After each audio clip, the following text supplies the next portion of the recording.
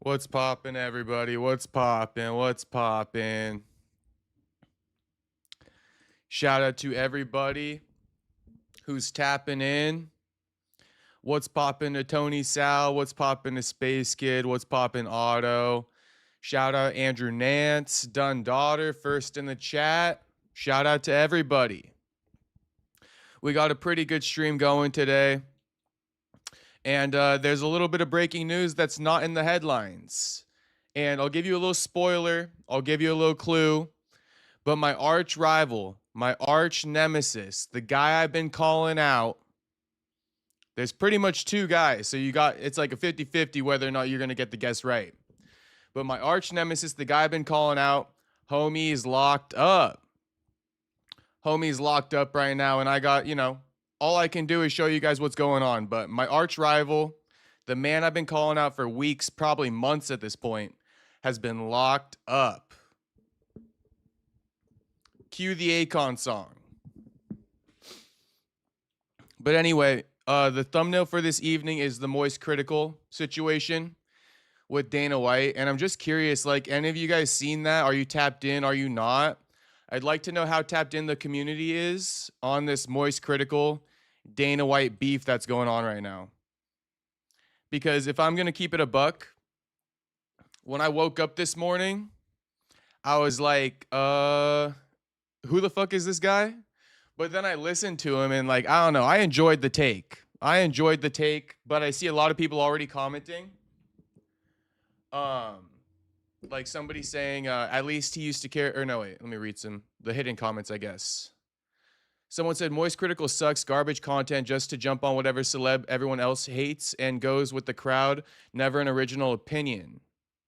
MoistCr1TiKaL is the epitome of a midwit. So some people don't really like him that much, I guess. But I mean, my first introduction to MoistCr1TiKaL, I was like, I mean, this guy's kind of funny. But essentially, here's the quote, right? YouTuber MoistCr1TiKaL goes off on Dana White for having his wife undergo an early C-section to attend a UFC fight. And then MoistCr1TiKaL said he jeopardized the health and safety of his wife and his fucking baby so that way he could go to the Chuck Liddell fight. I mean, that shit is fucking hilarious. That snippet is hilarious. But we'll get into this one. Homie went off on Dana, though, and I feel like, a lot of people glaze Dana. There's people like me who are heavily critical of Dana. But I don't know. I'll just play this for you guys. I'll see what you guys think of it. I'll let you guys know, if I agree or disagree. But I kind of like, moving the date of your baby, of your child's birth, risking your wife's life to make her undergo a C-section. I mean, it is kind of, now that he says it, now that he said it and he put it that way, I'm like, kind of crazy. Who gives a fuck about watching the Chuck Liddell fight? You're having a baby, bro. Like, any complications like that, you're stuck with that shit for life. Whether you're, God forbid, right? She didn't. But I'm just saying, you take a risk of your wife dying, bro. And then, like, let's say there's complications with the birth. Like, we're talking about, this is issues that you could be stuck with for life. If your kid has some type of birth defect, if you're now without a wife, right? But it all was, all the risk was worth it to go watch Chuck Liddell fight. Like, you're not going to be stuck with that type of, Chuck Liddell fight. If you don't go and watch that, that's not going to follow you for life, no matter what happens in that, But this one low-key kind of would. Luckily, nothing happened. Everything went off without a hitch. But, that's my big takeaway from it. But shout out to the chat. So yeah, we do have a hidden topic. There's a hidden topic. And you boys are gonna love it. You guys are gonna love it. I mean, you can see it right here. Look at the top right of the screen. Who's in custody? Who is in custody? The tab is right here. Custody division. It's all right here, boys. All right, it's locked in. But aside from that one, Joe Pyer, he elaborated more on these unaliving thoughts that he has. Now, we were pretty much right about everything we predicted, to be honest with you guys, right? We were pretty much right with everything we predicted, but we got the timelines wrong a little bit. And there is one key detail that I will speak to you guys about now. I'll just spoil it. Well, you know what? No, let's not spoil it. Let's practice some self-control. There's one key detail. There's one key detail of the Joe Pyfer thing that kind of goes against a lot of the assumptions. Now, maybe we're still right, at the crux of the assumption.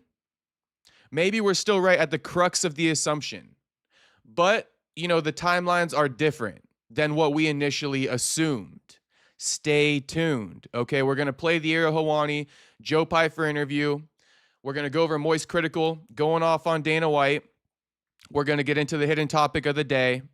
And I mean, side note, Arman Tsarukyan bodies Max Holloway and says that homie, honestly, Arman Tsarukyan with a based-ass comment about Max. And like, no matter how much I love Max,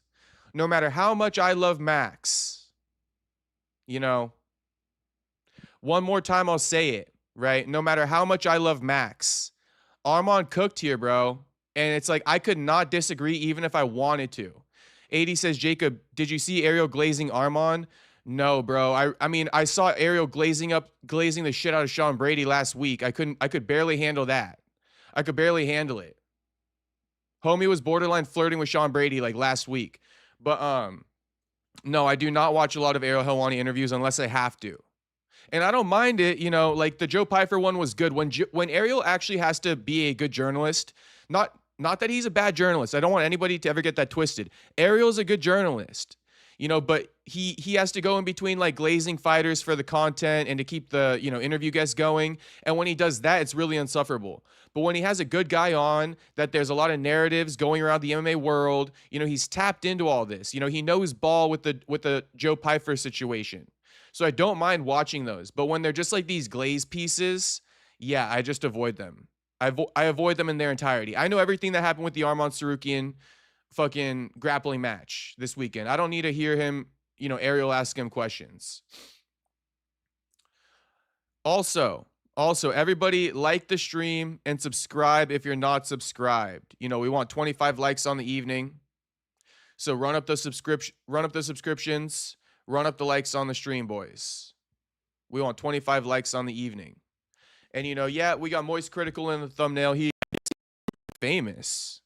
So, I figured it might be a good idea. But I'm seeing we only got 13 people in here right now. So maybe, everybody's a little scary about tapping on that thumbnail. I really don't give a fuck. If you're not going to click on the thumbnail, then fuck you. Then fuck you. Is that rude? I don't care. I don't care whether or not it's rude. That's how I feel. Let me get the stream going on my other TV since we're low on viewers. Let me add one more viewer.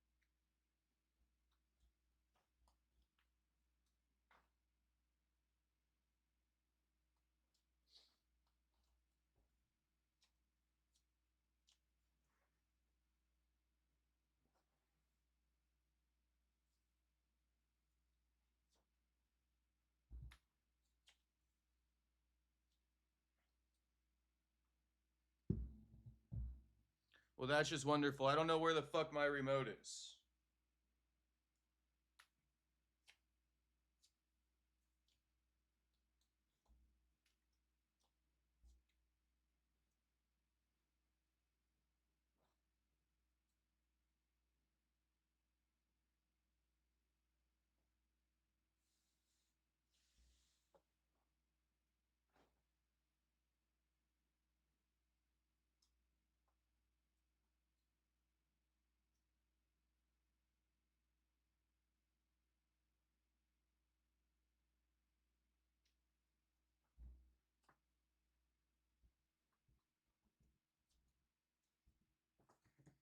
Whatever. Fuck the remote, I guess. Where the fuck's my remote at? Oh, here it is. Ah. All right, we got the remote. We got the remote. I was like, yo, we need that fucking remote, bro. I'm gonna be tripping if I don't get this fucking remote figured out. Okay, so yeah, we're getting started still, boys. Run up the views, run up the likes, run up the subs. You know, subscribe if you're not subscribed. We're about to get into this now, and like I said, you know, let this guy MoistCr1TiKaL and Dana White be the little teaser, and then we're gonna get into a breaking news topic. You know, I got breaking news for you boys. I got breaking news for you boys, and let me just say this one. Let me say this. I'll spoil it a little bit. Okay, so you guys are just locked in here for fucking life. You can't leave even if you want to, because I'm a honey dick you this bad right now. No Diddy. But everyone always asking me, you got any updates on Nick Diaz? You got any updates on Nick Diaz? You know, any updates on Nick Diaz? I got an update on Nick Diaz, so to speak. So to speak, I got an update on Nick Diaz. So, you know, stay tuned. Stay tuned because I got an exclusive breaking news update about Nick Diaz. Exclusive breaking news about Nick Diaz. Or should I say the Nick Diaz situation? So anyway, let's get into some of these topics. Tonight, I'm here for a good time, not a long time. I'm here for a good time, not a long time. We don't got much news today, you know. Like I said, we got MoistCr1TiKaL attacking Dana White. Or should I say the Nick Look at Diaz Tony Sal in the chat saying, finally, Nick, drop the Nick Diaz emojis in the chat, all the members. Drop the Nick Diaz emojis. Tom says, Joe Pyfer, homie, I told you he would win. You did tell me that, Tom, and I also told you that. I'm here for a good time, not a long time. We don't got much news today. You know, I'm pretty proud of my breakdown for the whole Pyfer fight. I don't know if anyone really remembers it, but even during the fight, I kept calling it. The breakdown was basically like, oh shit, my bad. What the fuck happened? The breakdown was basically that Pyfer, Izzy, he don't got the footwork no more. Something happened to Izzy's footwork, bro. I see everybody dropping the Nick Diaz emojis. Keep dropping them, boys. Keep dropping them. I don't know if anyone really remembers it, but even during the fight, I kept calling it.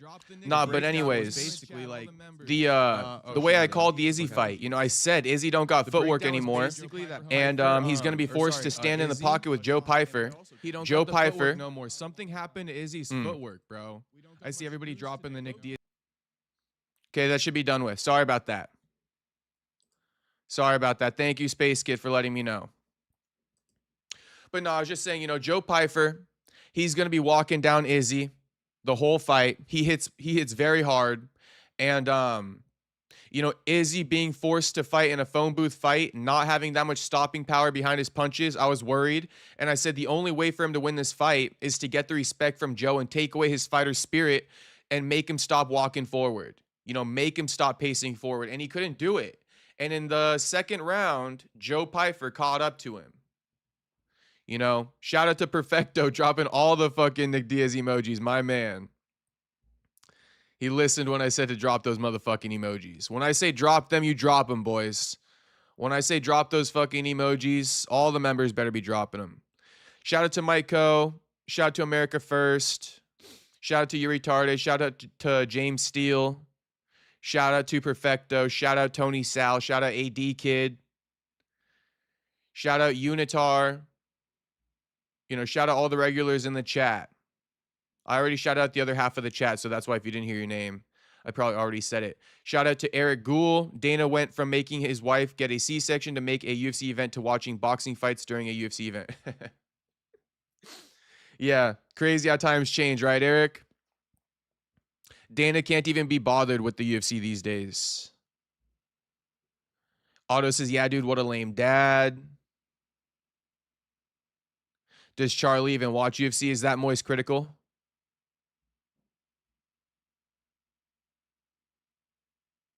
Oh, Space Kid says, bro, I literally get my news from you if I don't see it surfing Insta or X. I got you. I got you. So pretty much, you know, I give Space Kid all the hard-hitting news of the day. In other words. Bro, I feel like they need to fix something about how we get our content online, though. because I don't like how like it's almost like pulling a fucking slot machine every time you sign on to social media. And it's like, I don't know, bro. If you miss it in that one moment in time, that news article at the top of your feed, you're never gonna see it again. And it's kind of like annoying. Like, what if I just wasn't in the mood to digest news right now? You know, I was just doom scrolling, and I want to come back to that. Like, I know I got to bookmark it probably, but I'm just saying, like, is there any way to kind of like, let us know, what the top stories are? Like, almost curate it. You feel me? I don't know, something. They got to fix something because it's like so many times I'll click on X, scroll a little bit, and I'll miss the top of the explore page, whatever, when it refreshes. And then I'm like, damn, bro, like what if I missed a few good stories? Like they're never gonna come across my timeline again. So that's what I'm talking about. Maybe like there's a way to like pin them at the top. I don't know. Just a random thought I had because it is kind of annoying. Like every time for me, because I can't miss a single news article, when I go click into Instagram or X or like TikTok, it's very conscious. It's like, all right, do I have time to digest, the news that's going to be at the top of my timeline? If I don't, then I got to save it. I got to save it. Because if I'm only going to be on there for 2 minutes, I'm going to miss something. So, huge side note, but whatever, Shout out to all the boys in the chat. Haha, pause. We fucking here. 1 second, 1 second, 1 second.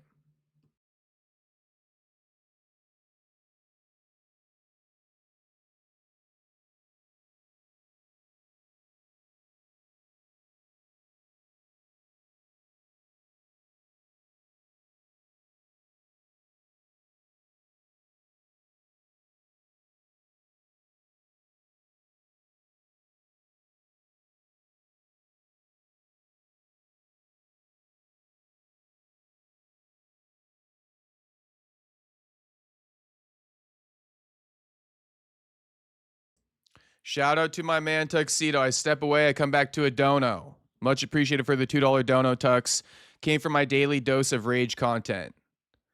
Homie, is it really rage content? I know some of it is. Some of it definitely is rage content. But wait, I wanted to read one thing out. Tony Sal. I think Tony Sal said it. Who's stealing my takes, Tony? My takes are way too original, aren't they? My takes too original to steal from anybody. My take's too original to steal from anybody. Also, Ariel reacted to Dana saying who gives a shit about John Jones and the negotiation bullshit that he keeps talking about. And like, I'm willing to go take for take with Ariel. I'll put my take on the table. You guys already know it. Let's watch Ariel's fucking video that he posted today. We got complete opposite takes. This guy been in the game for like 20 fucking years. I'm going take for take with this guy. All right, he knows way more than me. And it's like, I'm just going take for take with him because he's so disingenuous, he can't even win this shit. But, if we got some time, we'll go take for take with Ariel.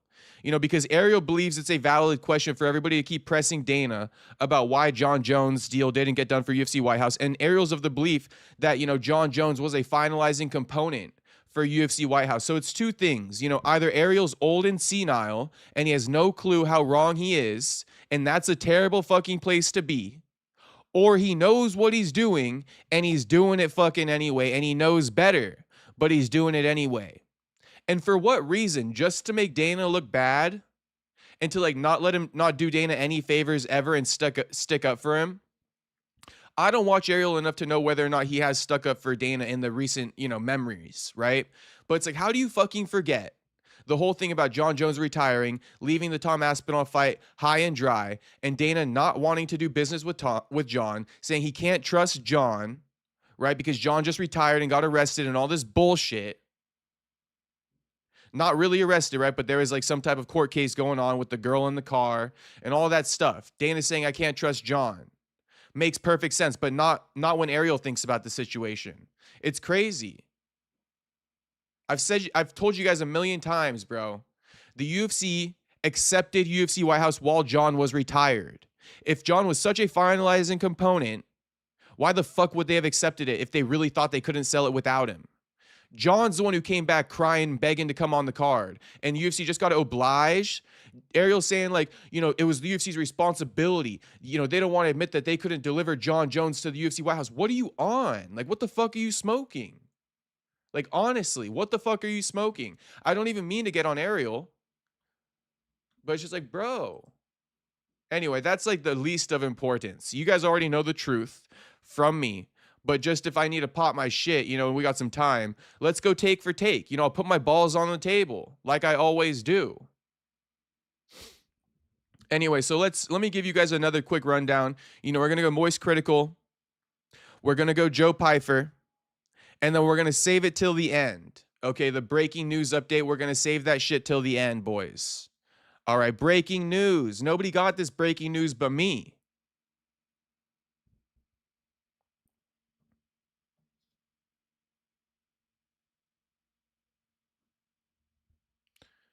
Oh, Tony says Wyatt stealing my takes. Again? Again? I'm not surprised, bro. Tony Sal, elaborate, unless you're just trying to rage bait me. But Tony Sal, I don't take you. You usually don't try to rage bait me. So is he really stealing my takes? How shameless, if so. Please tell me that's not the case. Like, I could care less, honestly, if he's stealing my takes. I'm actually flattered. I'm actually flattered if that's the case. If he's stealing my takes, I am pretty flattered. But Tuxedo goes, is it really rage content? Immediately rages. Sorry about that. Sorry about that. Sorry about that. Okay, let's TMZ Perry, Jacob 10 toes down. I'm always 10 toes down. I put my balls on the table, boys. I put my balls on the table every time. Because at the end of the day, you know, I don't live in this perfect fucking world. If I'm wrong, I'm wrong. I can admit it easily, you know? I'd be happy to admit it anytime I'm ever wrong. Happy to. But shit, you know, my moral compass is better than that. I'm not giving these takes out of hatred, even though people might think that, right? People might always think like, or get it twisted, like Jacob, you know, he hates Dana. Bro, I don't hate Dana. You know, I just defended Dana, right? When I said that these reporters are asking him stupid ass questions when it comes to John Jones, when it pertains to John Jones. Ask about why Islam isn't fighting Ilya. You know, I agreed with Dana when Dana said, who gives a shit? Everyone's on Dana saying, why would you say who gives a shit? We give a shit. Why would you say who gives a shit? I'm the only one who's got Dana's back saying who does give a shit. Ask about something people do give a shit about. Why Islam isn't fighting Ilya. You know? So I don't even know how I went on to that tangent right there, but oh no, it's just to say that like I put my balls on the table every time. You know, I'm not afraid of being wrong. I'm perfectly okay with it. Not a big deal. I know I'm not perfect, and you know, but it's gonna be hard to make me have my day. You know, because I'm not driven by like hatred or like biasness or anything like that. It's just, you know, what's right in my eyes and what's wrong in my eyes. You know, and I'm willing to share that with the people. So I know I'm critical of Dana all the time, but you know, it's just because Dana's always up to some bullshit. And the second Dana's not up to some bullshit and someone else does him wrong, so to speak, you'll hear me, you know, I'm not gonna be on Dana spitting a narrative to you guys, right? Like Ariel's doing. Right? Because who did Dana wrong? Low key, kind of like John in Dana's eyes. And I'm just explaining it to you, you know, from their perspectives. But okay, so we'll get into the MoistCr1TiKaL clip.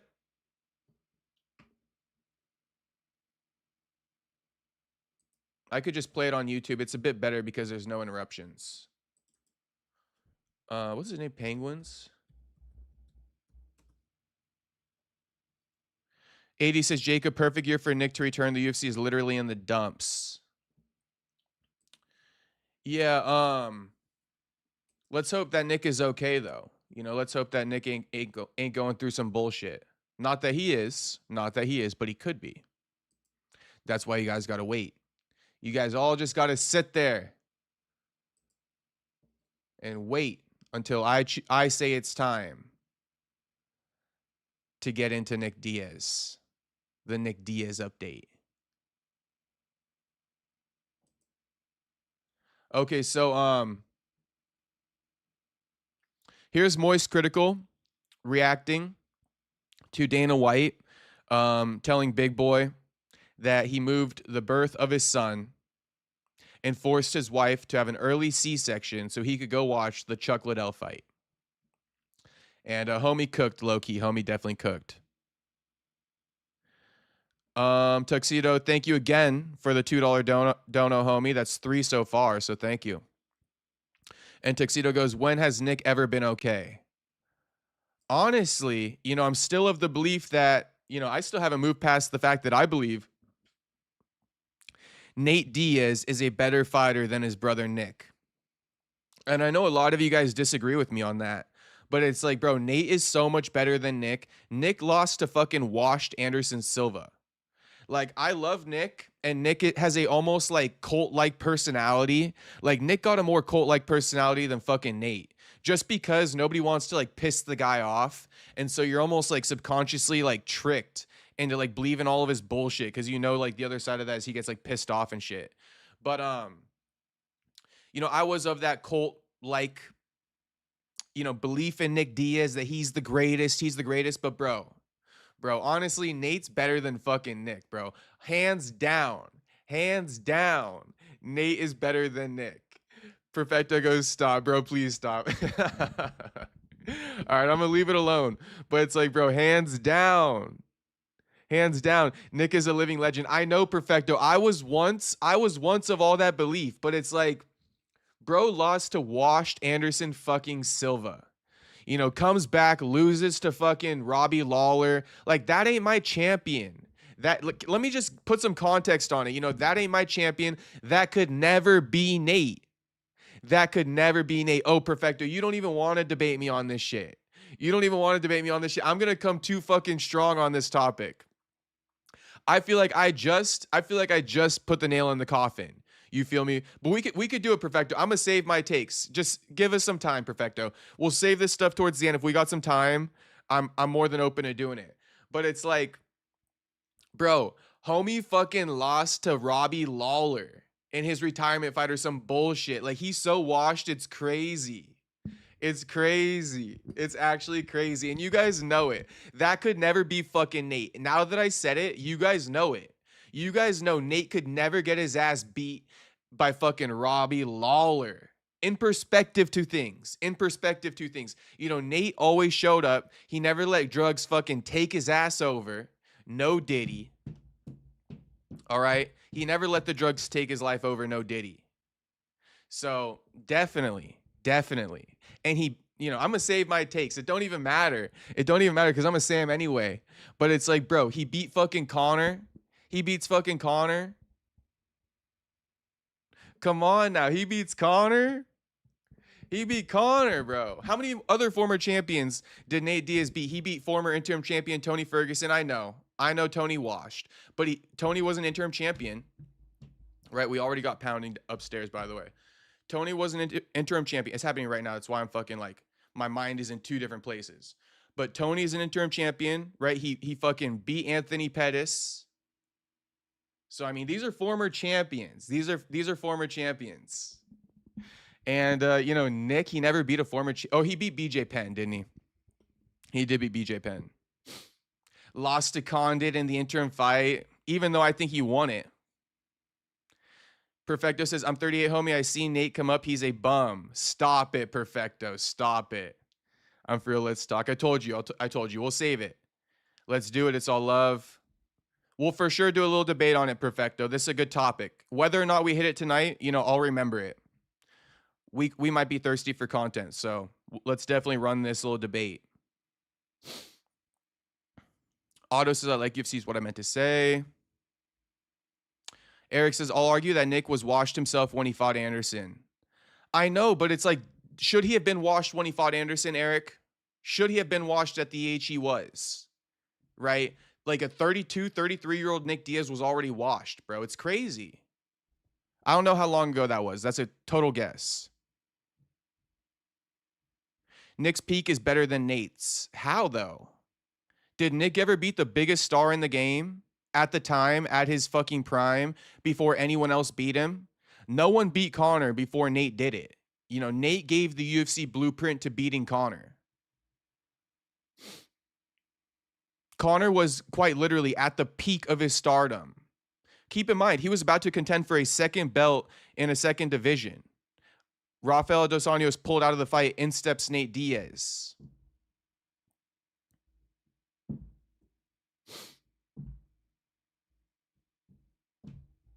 Bro, we're hearing pathetic fucking pounding at 9:39. It's like, shut the fuck up. No one's worried about you. Shut your fucking mouth. Nick got fucked. They banned him. Bro, I'm so heated. That was Nick coming off the couch. I know, but shit, that's why he's not the GOAT in my opinion, bro. Coming off the couch, being trash like that, bro. Get your shit together. For 5 fucking years. Perfecto. You don't want to debate me on this one, Perfecto. It wasn't 5 years. Yes, they suspended him for 5 years, but he got it reduced to like 18 months, and he chose himself not to return for all those years. Perfecto. I'm telling you, homie. I'm telling you, homie. I come with all the receipts. I don't just be saying shit, and you know that. You know that. We could debate it, but I'm just saying, homie. I'm just saying, homie. You bring up that 5 years to me, you already know what I'm going to tell you. And I only found that out. Perfecto. I was you like 2 months ago. Like 2 months ago, I was preaching that whole 5 fucking years thing too. Then I looked into it and I'm like, oh, he got it appealed and it got dropped to 18 months. Bro's a head case. Tuxedo says, bro, do you live in a Japanese paper wall house? Kinda, bro. It's like a fucking origami in this bitch. Like a straight origami. Yeah, Eric says Nick didn't get to suspend for 5 years. His suspension was reduced. He sat himself out for 5 years. So we kind of know the lore. You know, we've been in here. We've been talked about it. Conor beat him to a pulp, but Nate has no brain. Shit, Nate still got that dub, Bloodhound. He still got that dub, and then they robbed him in the rematch.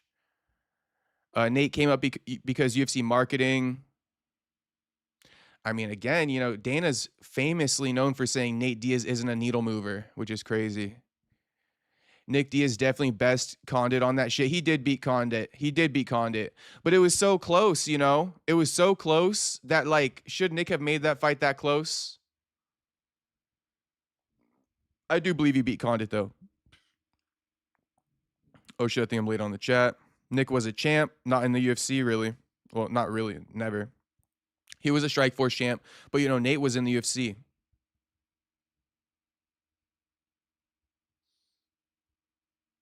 Anderson wasn't washed up, and Nick, most losses are him losing the fights, not motherfuckers actually kicking his ass. Bro, Anderson beat Nick Diaz after he came back from his broken leg. What the hell, AD? You should know that.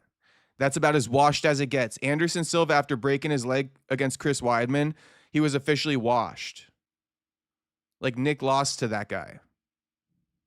It's unbelievable that Nick lost to Anderson Silva and his bionic leg.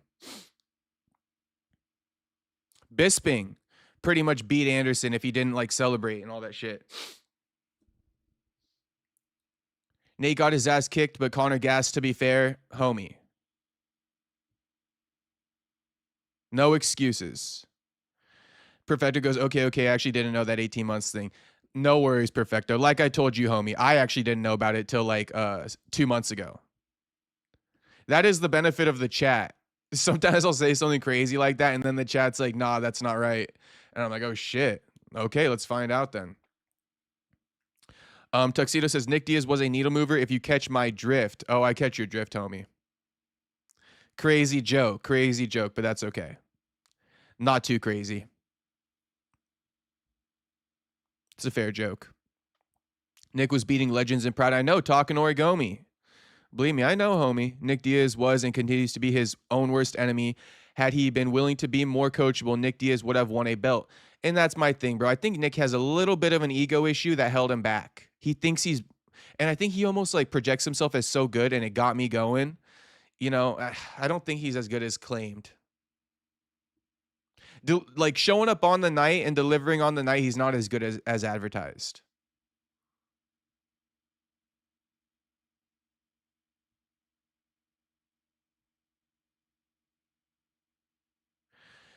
Bro, I started off a good topic with this Nick Diaz thing. I'm glad I did. I'm glad I did mention the whole Nick Diaz side note.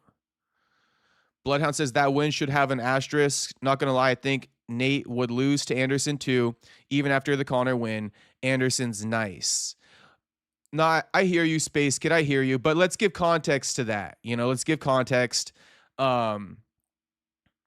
Nick was a welterweight, right? And then he kind of moved up to middleweight to fight Silva. Nate, he was a lightweight. Nate was a lightweight, and he would have had to move up to middleweight, 2 more divisions. And that's 30-pound jump, right? You're going from 55 to 85 because it's 15 pounds both ways. So it's 30 pounds total. It's like technically almost 3 weight classes if you're talking like UFC standards. But so I would say that, Space Kid. I get what you're saying, and I might even agree with you. I might say like, yeah, Nate might lose to Anderson Silva, but I'd say that like, Nate was a fucking lightweight, started off as a lightweight, and if you were to have him run it with Anderson that same year that Nick ran it with Anderson, I wouldn't say it's apple to apple. But Space Kid says bro lost to Leon. I know.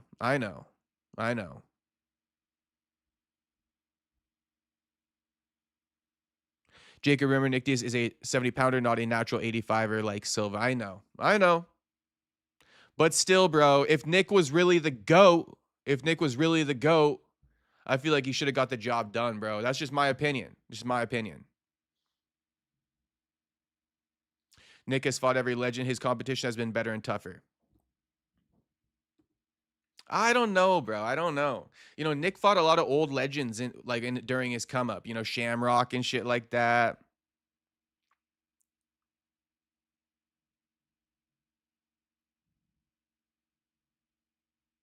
Perfecto goes, Nick Diaz, 26 wins, 10 losses, 0 draws, plus 2 no contests on UFC stats. Nate Diaz, 22 wins, 13 losses, 0 draws on UFC stats. That means Nick has more wins. I know, but it's not about the wins. It's not just about who has more wins.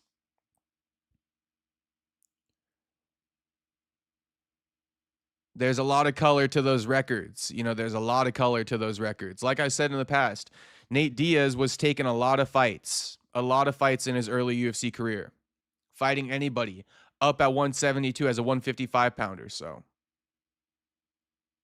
I can't believe Nick went from weed to meth, fell off. I mean, big time. And that's why, I take away some of his GOAT status. Like, you couldn't be in the game for that long because you got drug problems. Like, Nate's still in this game because he doesn't have drug problems, And it's like, if you're going to let drug problems get in your way and make you lose to fucking Robbie Lawler, then like, oh man, I'm going to take away some points. Nate Diaz whooped Michael Johnson boxing too, which was impressive. Yeah. And that's when he called out McGregor when he beat Michael Johnson. Space Kid goes, yeah, it's about quality of wins and the quality of wins of your opponent you beat. Yeah. And I think that Nate Diaz fought everybody. He never fought one can, Nate Diaz, I don't think. For like the longest time, Nate Diaz didn't fight like one can. Nick Diaz fighting like Shamrock and stuff like that. I mean, come on.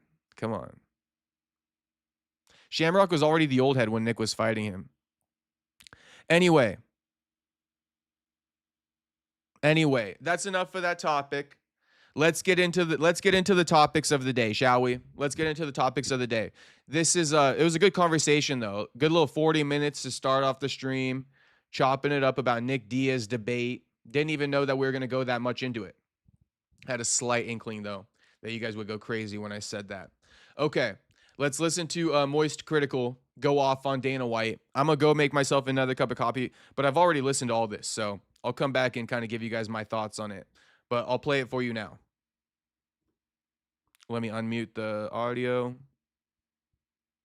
All right. One more time, boys. Run up the likes on the stream. We want 25 likes on the evening. Okay, and subscribe if you're not subscribed. We are live every day for 90 straight days. We are like, in the 30s. We almost about to hit 40s. All right, we almost about to reach the 40s, but right now we're in the 30th, realm of things. I don't have the exact number of days we've been live, but we're in the 30s. All right, let's watch this. This was bad, and I'm not trying to just regurgitate all the talking points from back. And this is a fucking lie. And then Dana White himself had to do like the world's smallest violin press tour about it. Like, listen, don't defend me. this was bad. And I'm not trying to just regurgitate all the talking points from back then, but in the clip you can see he's already grabbing his wife when she slaps him, and then he slaps her multiple times and pushes her away. And it's not like he was in any danger here. Let's not pretend that he had just been attacked by fucking Brock Lesnar. This has been yapped about till the cows come home already. I know that. As everyone's already said numerous times, it's bad on all fronts. The slap from his wife is no good, and then the retaliation from him to slap her multiple times, also very not good. The reason why I'm bringing this up again is because after what we've seen him do publicly, like in that instance, and now what he's also now just said publicly about what he made his wife do in regards to the birth of his child to compensate his schedule, it just really feels like the most loveless, miserable marriage imaginable. It just seems fucking terrible. My son Aiden, when she was pregnant with him, the due date was the Chuck Liddell fight. Oh, Lord. And I said to the doctor, this ain't gonna work. This doesn't work for me. Man, I don't know where this medical field medicine is at, but so we scheduled a C-section to take him early. Oh, really? Yeah. So was she gonna go natural? No. Okay, but there was a C-section. You're like, no, we got to back this up. Like, Yeah, was she gonna go natural? What? Like go in when the baby? Yeah. When the baby's due, you. Right. Hey, the baby's due. Let's go. But y'all did a That was supposed to be C-section. Saturday on the fucking Chuck Liddell fight. That was the date that they pinpointed. Right, And you're I'm like, nah, this ain't gonna happen, Jack. It's not gonna work for Like, me. no, we're gonna be walking out in Vegas. Like, something got to change. But That's you crazy. change, okay, nah, something. So But digital detox. He goes on to say digital detox does not exist for him. This story is just vile. Like, I don't know how anyone could hear this and walk away with a positive impression of that. He jeopardized the safety and the health of not just his wife, but also his fucking baby, so that way he could go to the Chuck Liddell fight. So he had his wife undergo a C-section early in order to compensate for his schedule so he could still make that fight. That's deplorable. And they're talking about it, like joking about it, jovial, like it's not something super serious. That's a huge deal. You're going to C-section your baby early solely so you can go to that fight. Again, that puts his wife in danger. That puts his baby in danger. That's crazy to me that anyone's looking at this as anything other than just downright evil. This is so scummy. And he's proudly talking about it like, yeah, I don't slow down. I just don't slow down. My wife knows this. I'll be going all night. She knew this getting into it. In fact, with the birth of our baby here, I even made her get a C-section early. Ha ha ha. So we can see that Chuck Liddell fight, That's, what the fuck, man? That's crazy. Ordinarily, to a sane person, the birth of your child is going to be one of the most important, most memorable, most meaningful moments of your life. But to Dana White, that's just an obstacle, because now it's potentially infringing on his ability to go watch the Chuck Liddell fight. That's how much he cares about his promotion. He needs to make sure, the birth of his child is fucking, that's peanuts. That's nothing. That's scraps. Spits on that. We're going to speed that one up. Let's get through that real quickly so that way you can go to the real thing that matters, the Chuck Liddell. The hawk to and fucking spit on that was gold. I gotta give it to him. The fucking spit on that was gold. Fight. Like, even the most diehard of UFC fans should hear this and be like, wow, that's extremely concerning. That's just genuinely fucked up. And I have seen some cope with people saying he's probably just exaggerating or kidding around. I watched most of that podcast there. He doesn't go back and say like, oh, that story I told about making my wife have a C-section to deliver our baby early for the sake of the Chuck Liddell fight so I could still participate. Oh yeah, I made that up. I pulled that out of my ass. That was just supposed to be a good goof, ha ha ha moment, you know what I mean? So as far as I'm aware, this is a very real thing that happened. Something that he is very proud of, which I think is just sick. I think that is extremely twisted. And I also think it showcases his perspective on the UFC, where I believe Dana White is under the impression that people watch the UFC for him. Like, I think he believes that he is the UFC, not the fighters. And that's, I think, also demonstrated in how he pays them, or really doesn't pay them. So him making it of like paramount importance that he is there for the Chuck Liddell fight, because that's what matters, is that Dana White is there for it. So he's willing to make the sacrifice of his wife's safety, the safety of the baby, jeopardizing both of their health for the sole sake of ensuring that he can still be there, because that is what people care about.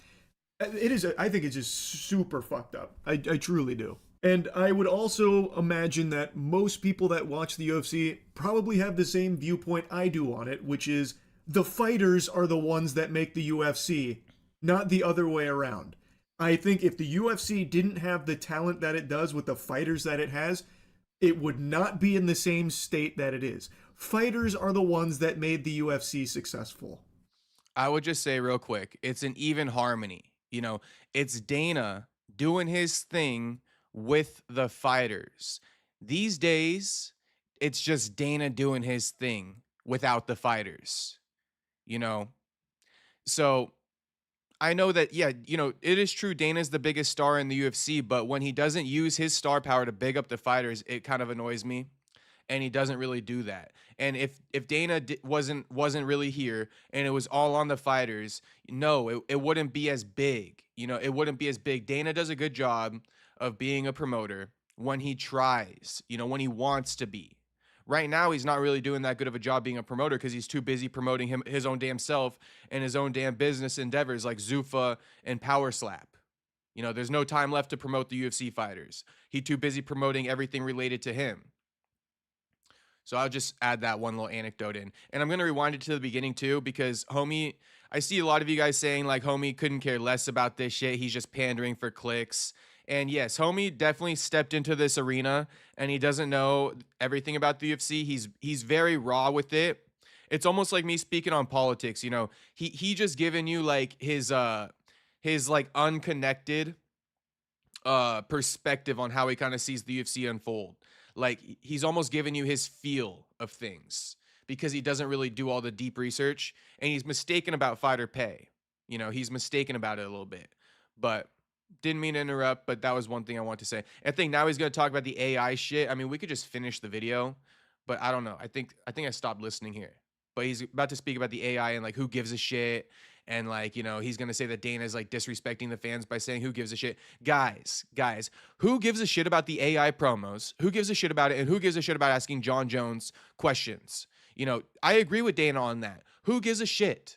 Who gives a shit about the AI promo? I'm not stressed about it. Stop fucking like, bro. And then people hating on it, but people were praising the fuck out of the Strickland versus Hamzat one. So like, I don't know. Honestly, who does give a shit about the AI promos? If that's what the UFC is going to do, then that's what the UFC is going to do. I mean, I'm not too worried about it. Really not. Is it kind of lame? I mean, a little bit. It's a little lame. But was I jizzing my pants every time a fucking promo came out in the past? No, not at all. No, not at all. I probably watched like 50% of them. Probably sub 50% of the promos that have ever come out have I watched. You mean that little 1 minute, 30-second trailer? Juice says, nah, we want real promos. Okay, fine. You know, speak for the fans. Speak for the fans. I'm just saying for myself personally, I don't care. But if you guys care, then you guys care. You know, but for me, I'm like, I don't really care that much. Okay, let's continue this. So I've AI lazy. Tony South says, Perry brought the energy today. You feel me? Shit, I brought the energy today, homie. Okay, let's continue this one, though.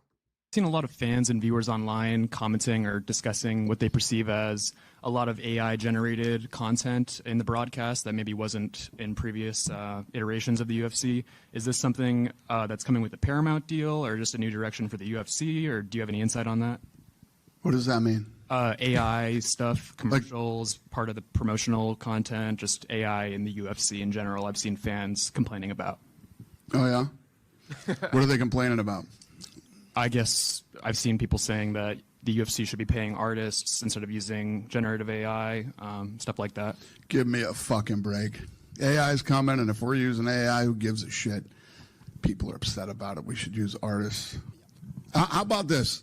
Shut the fuck up and watch the fights. The most unsurprising statement ever uttered from a human being here. Dana White doesn't even pay the fighters. You think he cares about paying artists? Absolutely not. This fucking goober, this goddamn zombie would 1000% be using AI fighters if he could to save even more money on it. So it's not at all a shock to see him with this perspective about, like, who cares if we're not paying artists? Who cares if we're using AI? Just shut up and consume our slop.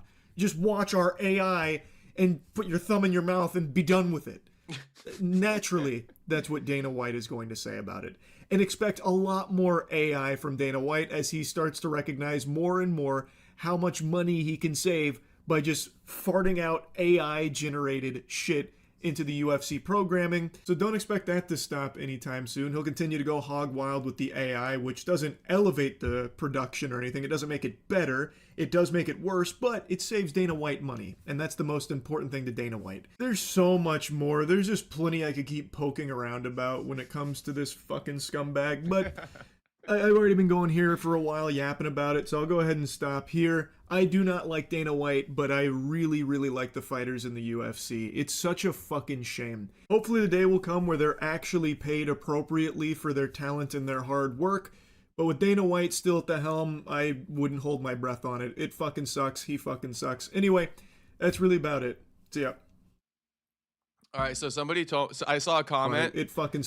I saw a comment where they said that they have the opposite hairstyle. This guy and Dana White got the opposite hairstyle. Bald and overgrown. Bald and overgrown is crazy. But Space Kid says AI fighters LMAO not for real. This dude's funny, bro. This dude's fucking funny. I don't even care if he's pandering. He got some good jokes. I could care less even if he's right or wrong. You know, he low-key funny. And at least for me, I know the fucking truth. So like I could care less whether or not he's right or wrong. Like I can smell through it. And I think most of you guys who are watching right now can as well. So it's like, this dude just funny as hell. Even if he's wrong, like I said, he kind of funny. And I just wanted to mention something about the AI stuff, because I know people are getting up in arms about the AI thing.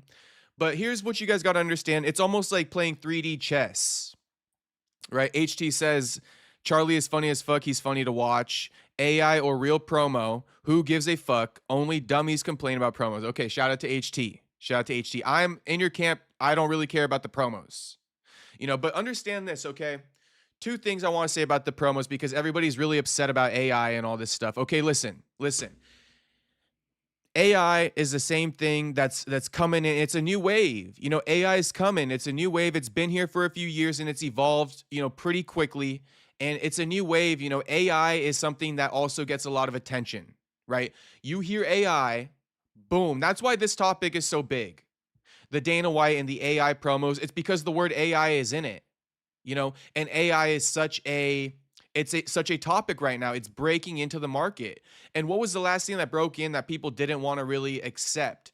Streamers. You know, stop posting this goofy kid, this goofy guy, that goofy guy, stop posting it. But now, you know, fast forward a couple more years and they're the biggest people in the game. If you're not posting, like, let's put it like this too.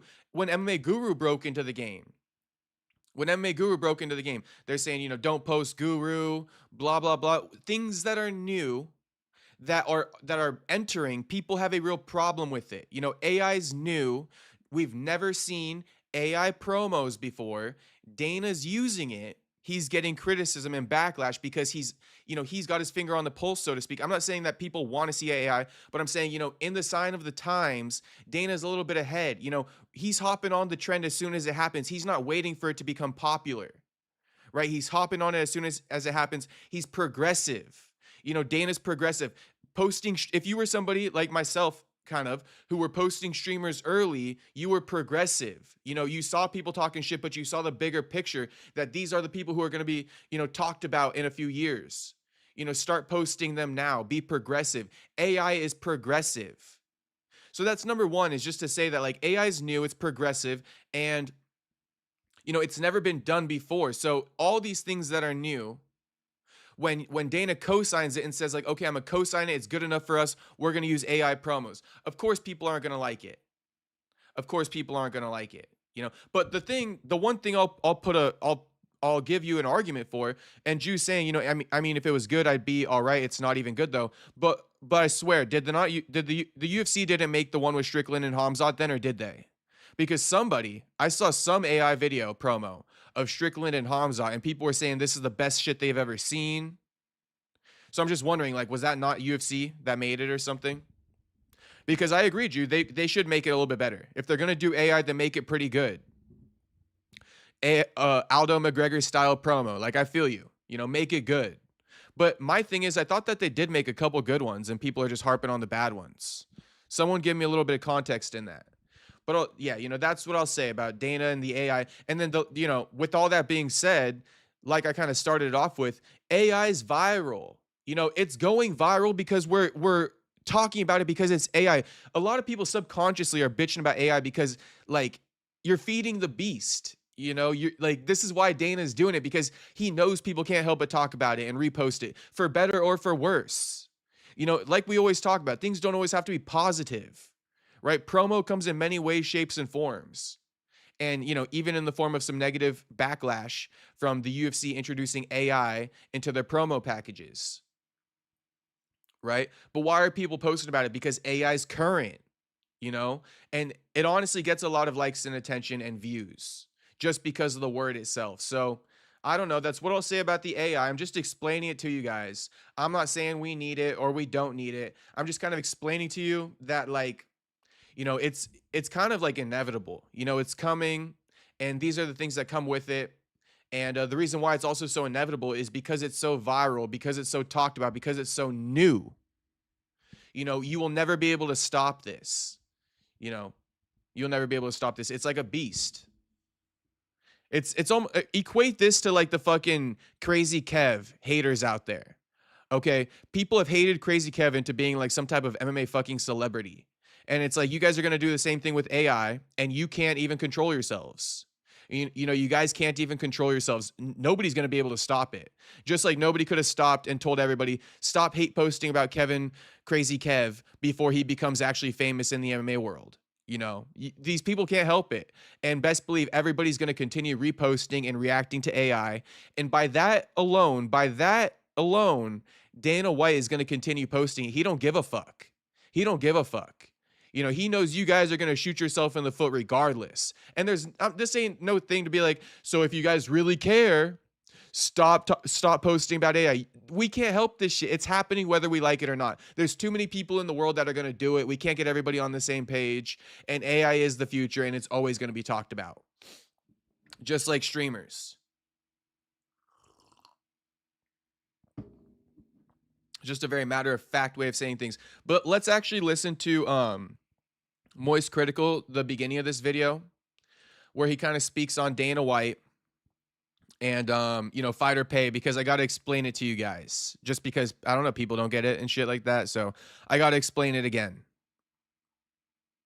you know, and shit. I can't wait for people to start copying my opinions about UFC fighter pay. You'll clearly be able to see who watches me and who doesn't. And like, give it like a year, bro. Give it like 6 months.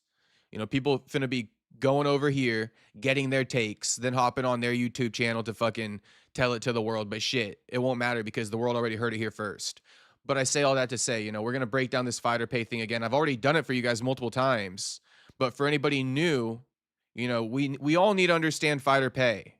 In the UFC, it's very cut and dry. It's very simple. But homie, you know, he explained it wrong. I've recently been getting big into the UFC again. I'd always watched the big fights, and when I was in high school... Sorry to pause it, but let me just read some chats real quick, boys. I see you boys in here.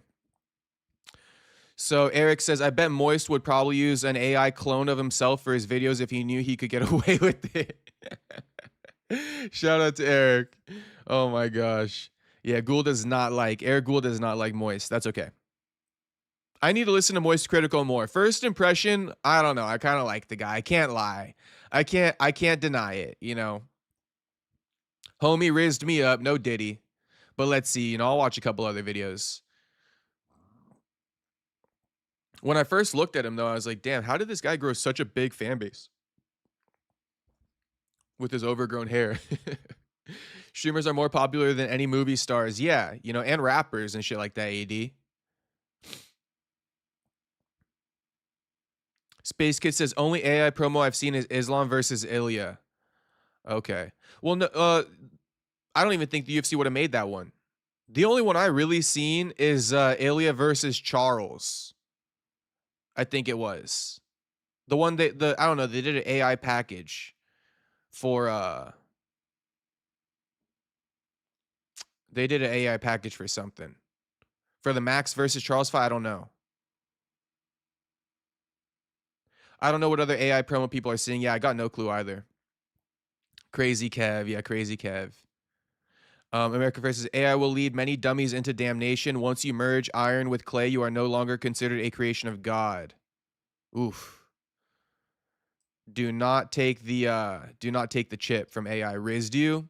Yeah, that's the only word I could have came up with. I said no Diddy though. Just meaning, he got me to like him, He got me to like him off the first video I ever seen. Mike Co says, which AI stocks to buy is the real question. No, that is a good question. I don't really use AI for anything. I just feel like AI is good, but if we're talking about maximizing creativity maxing, AI is kind of like, I just don't see it. Like people say like, oh, use AI to clip up things. It's like, nah, bro. AI don't know what the fuck's viral and what is. There's no way, bro. There's no way. Anyway, let's listen to the beginning of this and then we'll move on to the next couple topics here. But the next couple topics are fairly... Oh, actually, no. The Joe Pyer one's decently long. School, I watched a lot more of it, especially GSP and Machida bouts. Lyoto Machida is my favorite fighter ever. But post-high school, I stopped watching as much and only tuned in to the big fights. And that's Wait, boys. Like the fucking stream. 25. We got fucking 14 in here. That's low-key annoying. I ain't even trolling. 14. I know that there's more than 14 daily viewers watching right now. So the real question is, why the fuck haven't you hit the like button? That's the real question. And only you can answer that. Only you can answer that for yourself. But just know, we need to run up the likes, boys. 25 on the evening is just sitting there. 14 is crazy. The way it's been for like the last 12, 15 years maybe. Until recently. I've been getting more and more into the UFC, and as such, I've started hating Dana White more and more. I feel like as you pay more attention to this sport, you unfortunately have to pay more attention to this fucking fungus. Now, the obvious that everyone talks about is how he refuses to pay his fighters appropriate wages. I'm not even here to really dive into this can of worms here. I'll briefly mention it, though, that it is sickening how underpaid the athletes are in the UFC. Okay, wait. Before we continue this one, sorry, Tux, I missed your dono. Thanks for letting me know. Tuxedo says, I hate Moist. He's so self-righteous. I hear you. I gotta get to know him a bit more. I couldn't even, I just met him today. Or I just found out about him today, So, I'll keep that in the back of my head, though, Tux. I will keep that in the back of my mind. You have 8 says, I'm doom scrolling Instagram edits. Not gonna lie. All right, homie. We'll step away from the Instagram edits real quick. Maximize the screen, hit the thumbs up, and go back to doom scrolling. Mr. You have AIDS. Otto says, I already liked a long time ago. Perfect. Thank you. Okay, let's continue this. He's about to speak about the fighter pay. He's mistaken about it, so I just got to clear this up real quick. Only ones making real money are the actual superstars, but no, that's it right there. That's all we need to hear right there, pretty much. The only ones making real money are the actual superstars. Thank you, guys. We got a decent amount of likes. Okay, thank you. I appreciate it. We got 4 more likes, so thank you. Much appreciated. But MoistCr1TiKaL, he over here saying, the only people who make real money in the UFC are the superstars. Listen. We've been down this road 1,000 times. The superstars don't even make real money in comparison to what they bring in. Okay, it's all about context. Sure, they make millions, but when it's pennies on the dollar, it's not good enough. All right. I don't know if this is the right word, but per capita, so to speak, right? For what they bring in pound for pound, who makes the most money? The lower tier guys. Those guys who bring in basically nothing, they make a lot more for what they don't bring in than what the superstars make for what they bring in. So that needs to be understood right now.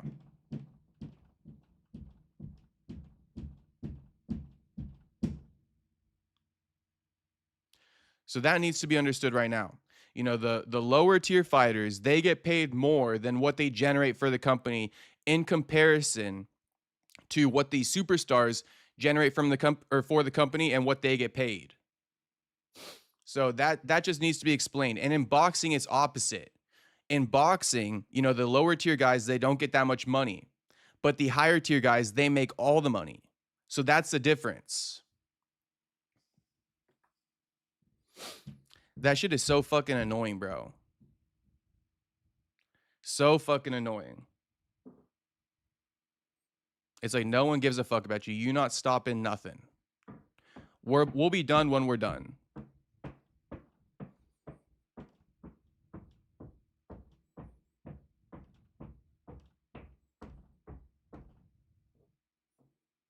We'll be done when we're done. You feel me? We ain't stopping. We ain't stopping. Let's continue listening to this just to see if there's anything left. And then we'll go into Joe Pyfer. Keep in mind, we still have a breaking news story set up for the end of today. You know, we still got a breaking news story set up for the end of today. Their starter contracts of the 12-12, 12 the show, 12 if you win, that should be criminal. Dana White should be in handcuffs right now for that kind of shit. It's fucking disgusting how underpaid UFC athletes are if they're not champions. And it's something Sean O'Malley mentioned as well, though Sean O'Malley seems perfectly content being financially cucked by Dana White because he often defends it. But Sean O'Malley was talking about the money he made as a champion being significantly different from the money he makes not being a champion, which I think most people would expect. But the difference is absurd. I think a lot of you have probably heard that UFC fighters, when they're starting out, have to still have a part-time job elsewhere. They can't do the UFC full-time. It's not until you are literally like a top 5 cream of the crop level athlete in the UFC that you can actually make livable money there, it seems. And the bonuses that they introduced are kind of just a band-aid for the problem of Dana White being too cheap to actually pay his athletes. And I also just saw reports this week that they are now no longer accommodating team travel. Okay, so this is where it's like, bro's so mistaken. This is not new information. You know, why are you posting about this? This is stuff, it's already been debunked. You know, this has always been the case. It's not new. So, I mean, it's not like you're reporting wrong information. All this stuff is true, but it's not like they just changed the policy. You know, the policy's always been this way. But, yeah, that's what Moist had to say about this. And, yeah, like the 12-12, I know what people are going to say. But to be like that bad of a, let me put it like this. To be that bad of a fighter, right, just entering into the UFC, because we all know that that the UFC level ain't that good, right? You could get into the UFC being pretty shit. So like that level of fighter who enters the UFC, right? Oh my God, the train of thought is getting fucked because of all the pounding. But that level of fighter who enters the UFC is not really worth 24 grand, you know, total if they win, in my opinion. Right? And who sells all the tickets? Who brings in the actual money? Is it the undercard guy, or is it the guy who's got the name on the event? Right? Is it the Adesanya versus Pyfer? Right? So when you talk about millions of dollars that get generated for these events, and then you consider how much that Pyfer and Izzy make in comparison to, you know, their names selling it all, you know, they deserve a lot more. They do deserve a lot more. So it's you know, Moist critical, and you really got to pay attention to the sport to understand this. And Dana loves that it's so confusing for people and that people don't really know the truth. But that's why I'm here. You know, that's why I'm here. Because it's very important, at least to me, that people understand the truth, because I don't like the propaganda. I don't like the confusing bullshit. You know, I don't like how it continues. Even Ariel could have said stuff like this, but Ariel never said anything like this, has he?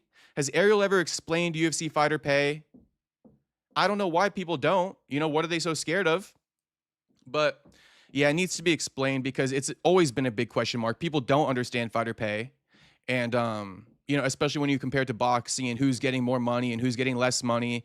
So that's the truth, you know. And a lot of you guys know that by now. I just seen someone call Pyfer the biggest pick-me right now. Oh, my goodness. Oh, my goodness. Pyfer a pick me or what? Pyfer kind of pick me, bro. In his own right, he a pick me. Also, not to make a lot of nothing. I am gonna make a lot of nothing though, but I'm just gonna like leave it alone. Actually, I could care less about saying it.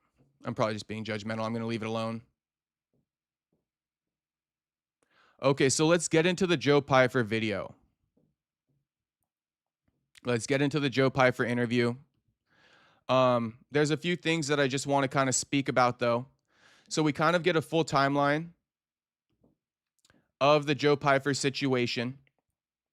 He speaks about being seconds away from taking his life, you know, essentially saying throwing up a Hail Mary prayer that saved him. He confirms, you know, that his girlfriend didn't just break up with him, but she left him. You know, they were living together. They completely separated. He confirms that he was cheating on her in a vicious cycle. He kind of spoke about this in the press conference, right? But he confirms, you know, he was cheating on her in a vicious cycle.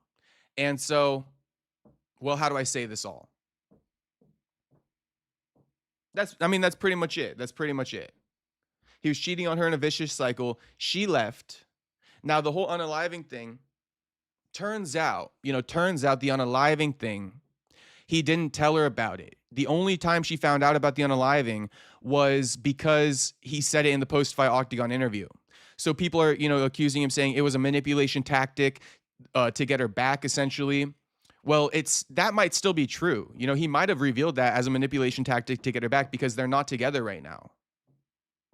You know, they're separated. They're living alone. And when they, you know, that's why he wants to marry her so that they can move back in together, you know, by living the code of God, so to speak.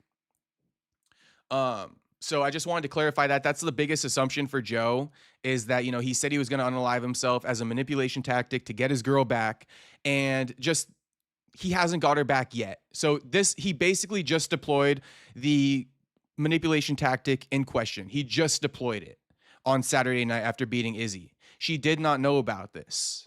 You know, she did not know about this, according to Joe. And so I guess that's a big update on everything. Ariel even presses Joe a little bit about, like, when did he find his faith, right? Like, these timelines aren't adding up. And Joe explains it. But I don't know, you know, he said that he was reading the Bible for 6 months. He's telling Ariel, like, I just found my faith recently. So I don't know. Also, the whole 2 weeks ago, he almost took his life. It seems like an exaggeration. It seems like he almost took his life on February 7th. So just a lot of stuff is going on, you know, a lot of stuff is going on. But February 7th is when he took it. So that's about like over a month ago. You know, it's almost 2 months ago now. But let's hear it all in its entirety. Well, I actually have the timestamps for you.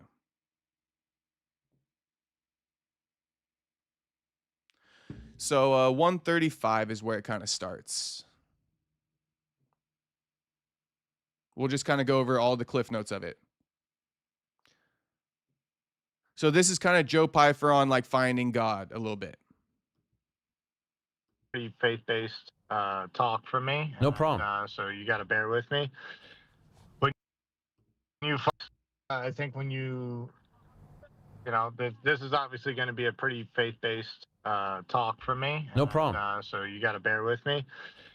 When you find what I have found and you feel what I feel, it is something that Uh-oh.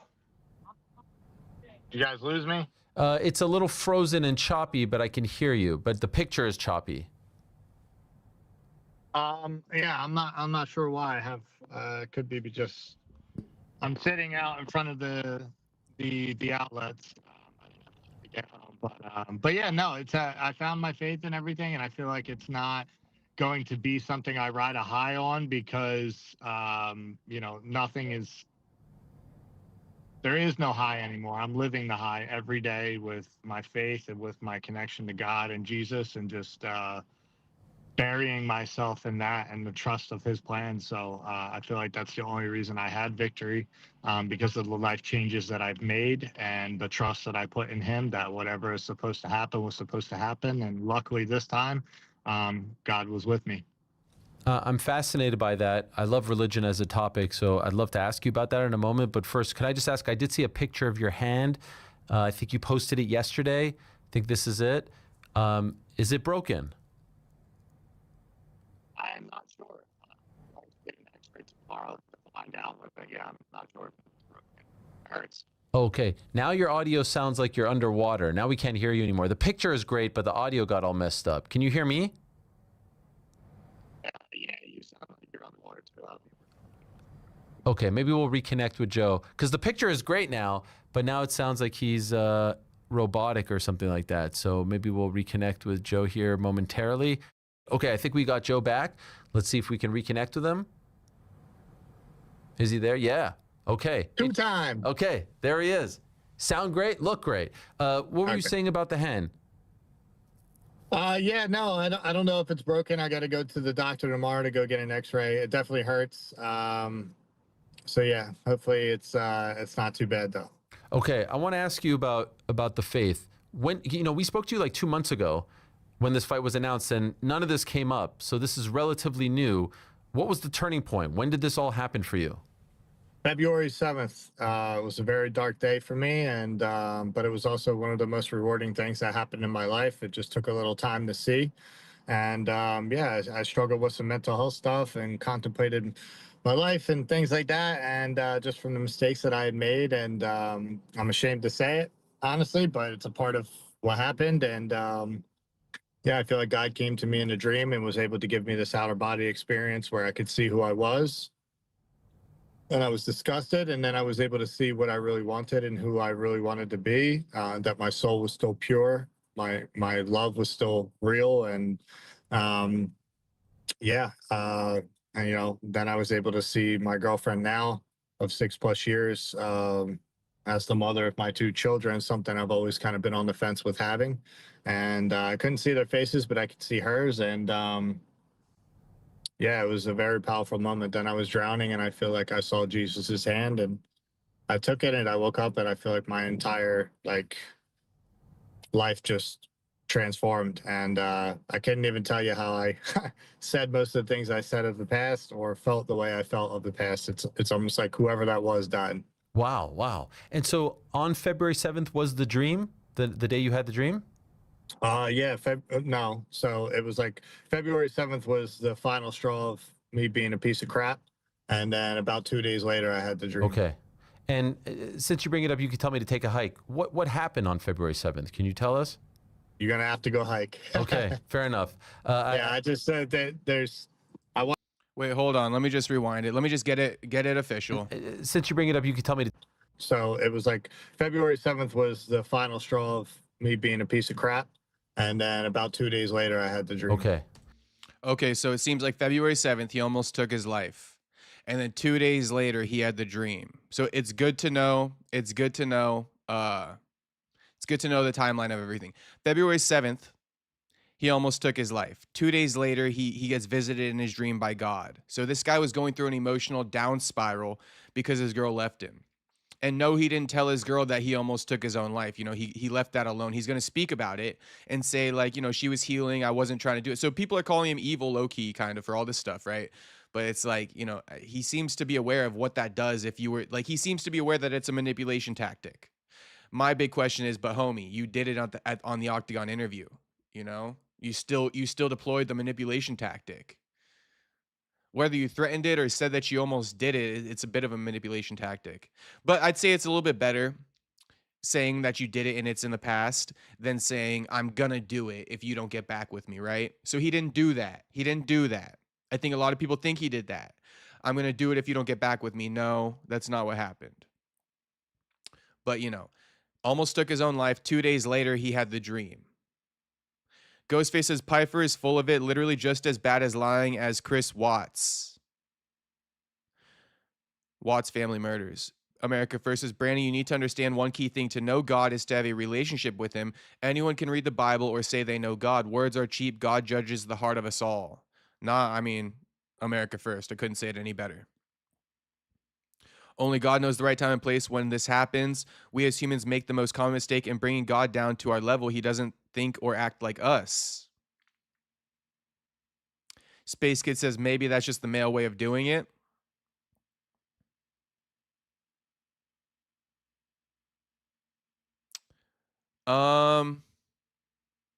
Like the male way of manipulating? Or a wussy IDK? Yeah, it's the pussy way of doing things. We don't unalive ourselves. We don't alive ourselves when things get tough, when the going gets tough. You know, life is beautiful. Life is worth living always. And you know, nothing worth taking your own life, man. Life is invaluable. So I would just say that yeah. It's definitely the wussy way out. And even Joe admits it. Bro said Chris Watts, yo. I don't even know who Chris Watts is. It kind of went over my head, but shout out. Okay, let's continue though. And since you bring it up, you can tell me to take a hike. What happened on February 7th? Can you tell us? You're gonna have to go hike. Okay, fair enough. Yeah, I just said that I want to give you guys as much information on it as possible, but there's some things just I respect it. Just out of respect for myself too. It's just, yeah, I shouldn't talk about those things, but just now I had some mental health problems and I needed to get through it. And about 2 days later, I had this dream, and then that's when the real journey started. You alluded to stuff in the press conference, and you don't have to be a rocket scientist to understand what you're talking about, relationship issues. Yeah. Well, one of the issues just in general that I wasn't happy with, this wasn't something that happened that day, but just like the problem with women and the problem with just validation and insecurity and all these things, man. It's just, I had developed such a bad habit of coping through women, to be honest. And yeah, it was very hurtful to a lot of people that love me. And, not just my girlfriend, but just everyone around me. They hold me to a high standard, and I just kind of wrote everyone off because I'm like, this is my life. I'm Joe Pyfer, and I don't have to answer to people. I need to do what's best for me so I can survive, so I can live and be happy and all these things. But at the end of the day, I was unfulfilled, and I had some demons in my soul that I had to cleanse and get rid of. And I've been able to do that and come back a better man for it. And I think that the victory of what I just did with the opportunity that I was given because of Israel was also placed in my life because God wanted me to go through every single thing that I have gone through, good, bad, breaking the arm, almost losing my relationship, and just all this other stuff. Man, it all came to one beautiful moment to show that no person is too far gone if they turn to Jesus and God. You mentioned in the post-fight interview with DC that just a couple of weeks ago you contemplated taking your life. You said February 7th. Did more stuff happen in between February 7th and a couple of weeks ago? Yeah, so about February 7th to about February 16th was a very, very dark, almost 2 weeks for me. That's when you were dealing with everything and trying to figure out how to move forward. Yep. And are you and your girlfriend back together? Yeah, our hearts are, we're taking our time and doing things the right way and putting God at the center of our relationship and repairing it. But, she doesn't want anybody else. I don't want anybody else. And, yeah, I think she needed to see what I could do with my change. She had already seen it. She already saw my face. We'd seen each other before the fight and everything like that. We were in a good spot, but I think she really needed to know how much I loved her because I really didn't show it. I've always been somebody that doesn't know how to take love very well, and she loved me unconditionally and never spited me, never was vengeful to me, never abandoned me, man. That girl is what brought me to where I am now.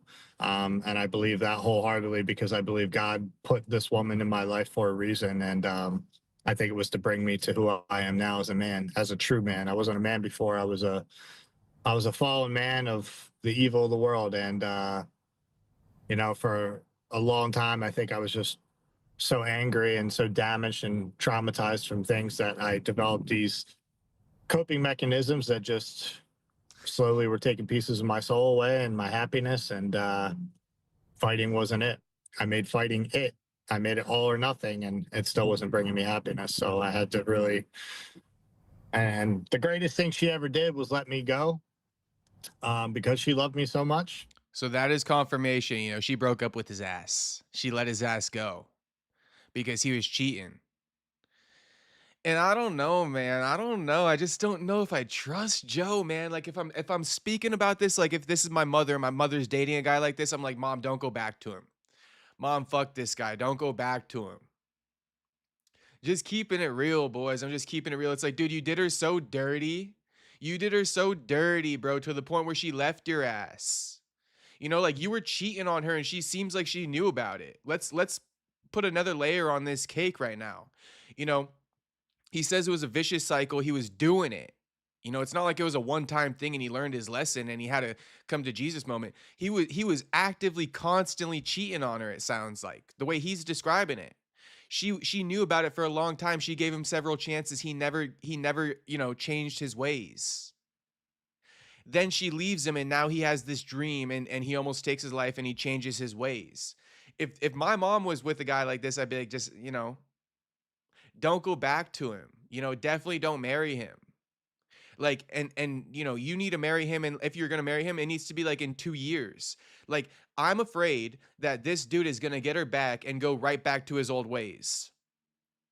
Resort right back to his old ways. He said he wants to marry her. I know, and that's why I just said, bro, like, no fucking shot. No fucking chance you're marrying this girl, bro. No chance, bro. Like I said, if this is my mom over my dead body, you're marrying her. If I hear about this shit in like 6 months, hell no too. Hell no. You know, this dude got to prove himself. Somehow, someway he got to prove himself. It's only been a month, bro. We approaching 2 months. You got a lot more proving to do, homie. And you had a fight camp, so like you barely even started proving yourself. What could you have done in this fight camp to prove yourself? You know, you're worried about a fight. Now he doesn't want girls because she left him over it. You know? And this is what I was speaking about too. I just want to say this real quick. It's worth saying. And it's like, bro, you did her dirty. Like, this is what I've been saying. She left you, bro. Like, now there's also a little underlying manipulation because, like, this girl probably doesn't want to start fresh with a new guy because, you know, she's of that age where, like, she wants to have a kid. Like, women can't have kids forever. They definitely don't want to have kids into their 40s. He's 29. I wonder how old his girl is. You know, he'd been with his girl for 6 years. So, like, what, did he date an 18-year-old? Probably not. They're probably close in age. If he's 29, he's been dating her since he's 23. You know, they're probably right around that same age. And so there is that underlying thing too, where she probably is wanting to try to work it out with him because they don't even have kids yet. You know, and he's also bringing up the kids. I want to have kids with her. You know, that's not, these are manipulation tactics. No one's talking about that part, right? No one's talking about him saying like, I want to have kids with her. I see her now as the mother of my kids because she left you. You know, because she left you. Now you see her as the mother of your kids. Now you want to marry her. And, you know, I'll say it one more time. You know, you were cheating on her for a hot minute. She knew about it and she was like dealing with it. She reached a breaking point. She finally left. And now you want to change your ways? Like, bro, why didn't you change your ways when she was trying to deal with it before she fucking left you? That's the big question here, boys. That's the big question. Why didn't you change your ways? Why did it take her leaving you, dumping you to change your ways? Then you got a fight with Izzy coming up. Now you're sad and sorry. Struggles of fight camp. Now you're by yourself alone. Well, you know, why didn't you change your ways when she was asking you to? She had to leave. Now you're changing your ways. I say all that to say, I'm pretty doubtful that like she's going to come back and you're just going to be this magical, perfect person. I don't know, man. You got a lot of proving to do in marriage and kids. I mean, shit, bro. Shit, bro. There's a lot of stuff going on there. The kids is a manipulation too, though. You guys got to understand that. HC says, somebody made a Pyfer video explaining all of his BS. I will not be bothered with watching that video. And Homie made the video, right? But I mean, Pyfer just elaborated more on it. So Homie probably most definitely wrong now. You know, so he posted a video that's probably got old information. You know, that video that he probably posted probably got stuff in there insinuating that he, like, you know, threatened to take his own life as a manipulation tactic to get his girl back. But now it turns out that his girl didn't even know about all that till he said it in the Octagon interview. So that's honestly why I didn't even clip off the me talking about it today. Like, because I broke it down last night, but new information came out today. So I just left it alone. You know, I'll probably end up clipping this one off, but probably not, bro. It's like, I don't know. You know, this Joe Pyer thing, I'm also getting a little bit annoyed talking about it just because it's like, it's a sticky situation, bro. And I know a lot of people are jumping on this topic, including myself, but shit, it's the only thing to talk about today. But, You know, I don't even think I'm gonna like make a video of this and like post it on my videos feed. To be honest, I might do this one. I might do this one if I need something to post tomorrow. We'll see. But I'm kind of like, before I hopped on today, I'm like, do I really want to keep going over this? I'm like, all right, fuck it. We'll do it for the one time. Let's continue. Let's continue. So that way I could.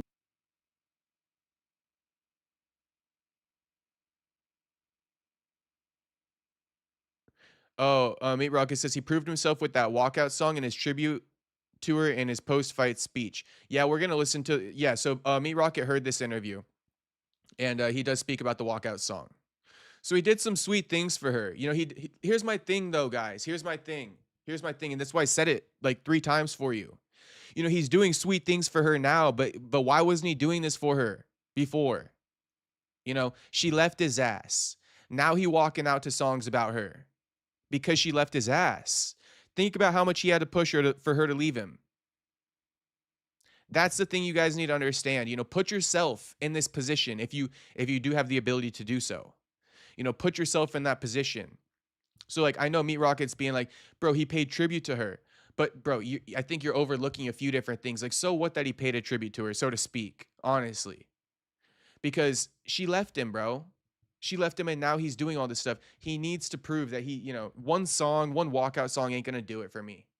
It ain't gonna do it for me. And if I was this girl's father, it wouldn't do it for me either. Too bad I saw you didn't win. Buyer Seller also said he put himself on blast. There's one thing Buyer Seller said that was funny as fuck. Hang on. Buyer Seller called him a simp. Oh, and then Buyer Seller said, tell me you have a pocket pussy without telling me you have a pocket pussy is insane work, Buyer Seller. But keep it coming. Keep it coming. That was wild. I made sure to go back and read that. This is the type of guy to come home and start throwing wine bottles around the house. It's like, yeah, bro, like, I don't know, man. You got to be careful with these guys. You got to be careful with these guys.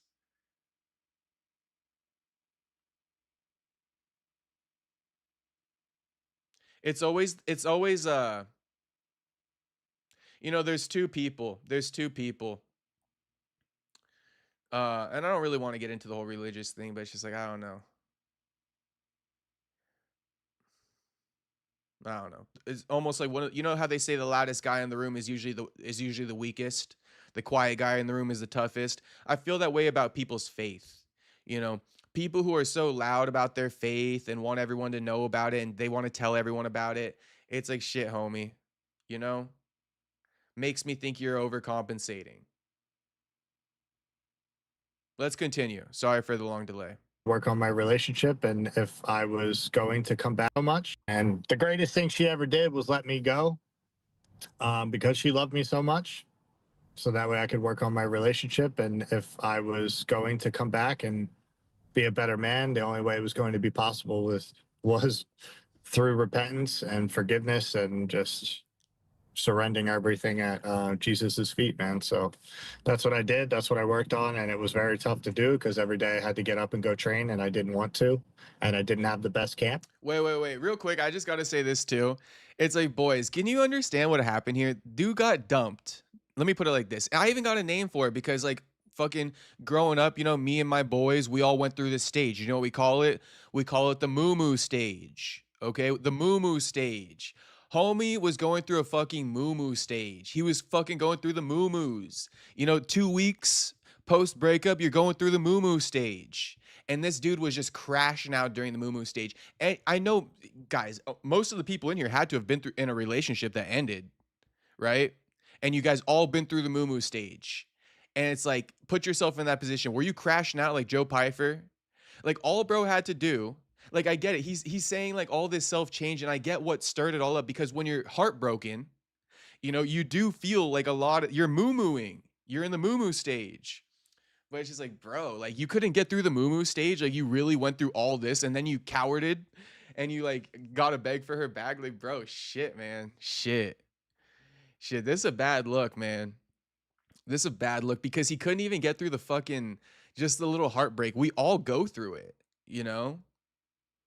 It ain't easy. But, you know, that's that saying, you know, when a dude gets broken up by with this chick, and then people are like, "See you in the gym, homie." There's a reason we see you in the gym, because you going through it. You going through it. You gotta, start with that self-help shit now. Go to the gym and all that stuff. But like, I don't know. I just gotta put an emphasis on it. Like, homie couldn't even get through the fucking moo stage. He in it bad. I had a lot of whiskey my first time. Shout out to buyer seller. Him says, "Hey bro, what's poppin'?" Him, make sure you like the stream. I need 25 on the evening, homie. Oh, it looks like him just liked it as soon as he came in this bitch. Him a real one. Franklin, what's poppin', Franklin? Says, "I made money on Pyfer, but what the fuck is this Pyfer story? LMFAO. Tell me I heard this wrong. LO sounds like a simpy and a half." Homie, you honestly didn't hear nothing wrong. Everything you heard and then the conclusions you jumped to are pretty much all accurate. The only thing that the only conclusion that I think everyone jumped to that's not right is that he threatened to take his own life in an attempt to get his girl back.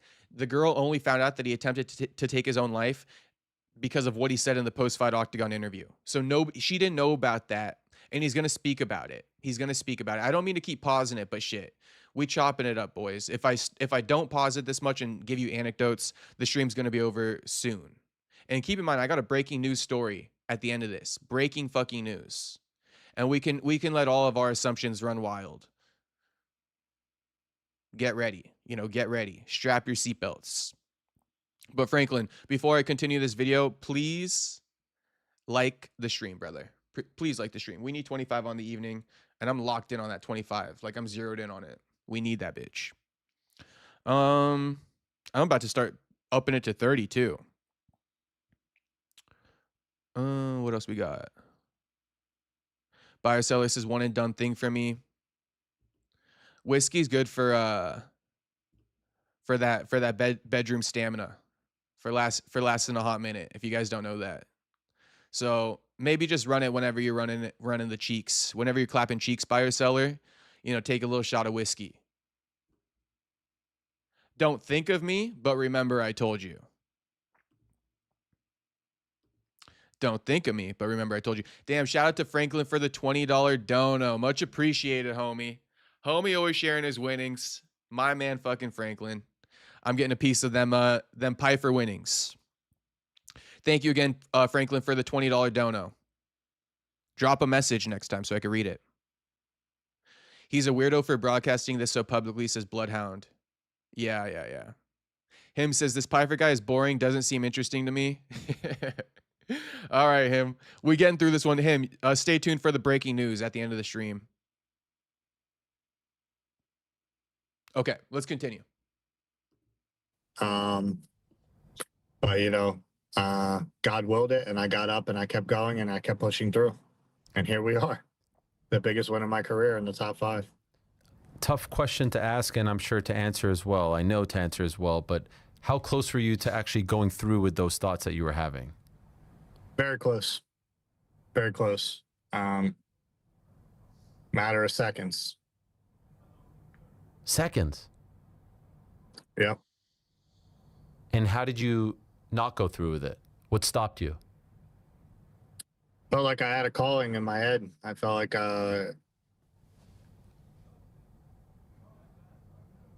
that's not what I wanted to do. But I was trying to escape again, like I've always done, which is run away from pain and trying to bury it in something. And for once, I finally faced it, and I just cried out and asked God to save me and bring me to Him and trust in Him. And it's probably the hardest thing I've ever done, because quitting is easy, and I know there's a lot of things that come with, proclaiming your faith to the world, and I'm okay with that. At the end of the day, I have a very clear understanding of what matters to me in my life and what I'm supposed to do now. And I see very, very clear the path that I'm on. And so it was a matter of seconds, and that prayer is what saved me. Did someone last ditch effort? Did someone here save you as well? Did someone help? Did you call someone? Was there a friend that came? No, there was people that definitely have helped me and guided me and been there and supported me through it. But Jew saying, wait, no, whiskey is known to not help. Whiskey dick is when you can't get it up. Okay, so here's my experience, Jew. If you guys want to know my blueprint, to extra bedroom stamina, okay, here's what you do. You just get one of the mini bottles, bro. I don't know. I think this is just, I just happened to have one of the mini bottles in my freezer one time when I was about to clap cheeks, and I ran it, and it fucking works so good. I always run it. So, or I always ran it after that. But like, yeah, you get a mini bottle of whiskey. You feel me? I mean, anything but fucking Fireball or something like that. Like, get a real whiskey, but you get one of the mini bottles and you just drink the whole mini bottle. One whole mini bottle from being sober. Okay. And that shit's going to give you crazy bedroom stamina. Mark my damn words, it will. Meaning you're not going to bust. You're not finna bust. All right. So you don't got to get embarrassed busting in 2 minutes. Just one whole mini bottle of the whiskey. All right, just one mini bottle, and you guys are gonna be locked in. You finna be locked in for at least an hour. Okay, let's continue. I just had to clear that up for Jew. Yeah, no, that was all God. You're a public person. You're well known. To the best of my knowledge, your girlfriend isn't. Is she? Now, you may not know the answer to this. Is she? You're putting your soul out there, right? You're kind of putting all the cards out there and letting people in. You don't have to do that. Is she comfortable with this? Do you know if she's okay with you talking about what happened over the last couple months? Yeah, she's only okay with it if my change is real and she knows it's real. So she knows I want her for life. She wants me for life. We're not going anywhere. We're not leaving each other. We're going to work on it. So I would say that we are back together. The only reason I was hesitant to say if we're back together is because we went from living together and everything like that. We don't live together right now, and I think it's for the best. And we want to do things the right way with getting married and then moving back in and just really following in the ways that we're called to live. So, and basically, we just started over. This is a clean slate. I feel like a different person. She can see it. Everybody I don't even know that well has said that they feel like something in my face has changed, or just like even looking at me, something's different. And and it makes me feel very proud of myself because I feel different and I think different, and the way I'm approaching everything is just graceful. And so yeah, I think she's comfortable with it because she knows who I am now. Some people might have this internal struggle between being so faith-based and feeling the way in which you do feel now and hurting another man, fighting. Do you have that struggle as well now? Do you feel that way? No, I think that's what everybody, that's one thing I did notice because I wasn't on social media hardly at all. But one thing I did notice when, my teammates or coaches or whatever would show me certain stuff, it was, I couldn't help but see how many people kept saying like, oh, because he's, faith, it takes away that edge to hurt somebody and this and that. Like, not for me. I was born a fighter. Like, I'm a bad person by nature. I think all people are bad by nature.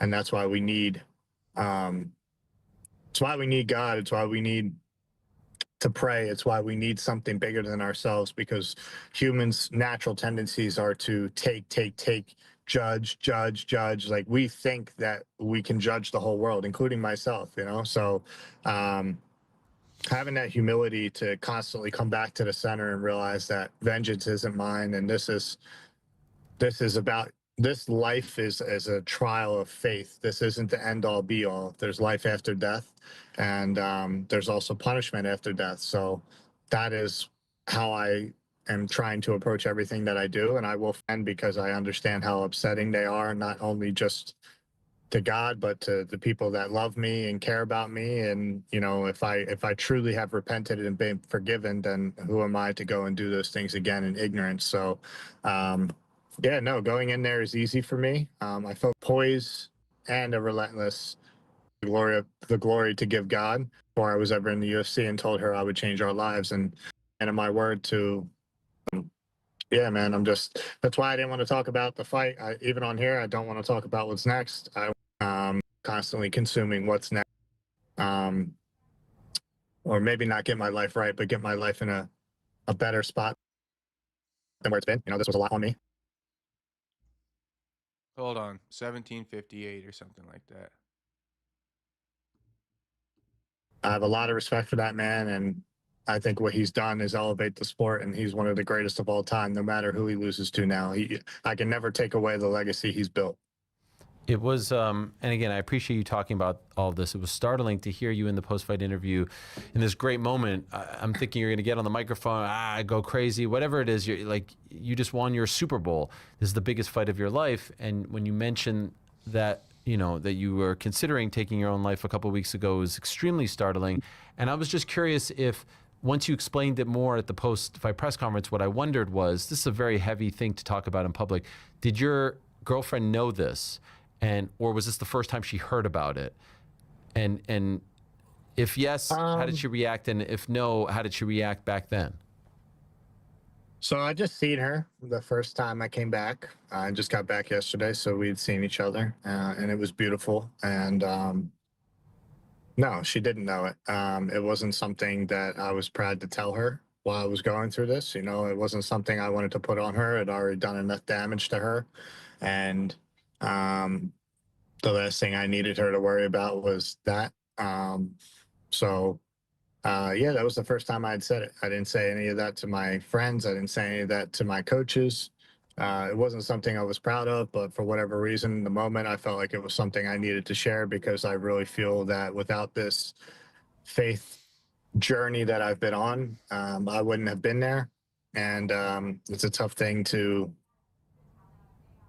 say publicly, but it's not really that tough to talk about right now, because I could never fathom doing something like that again.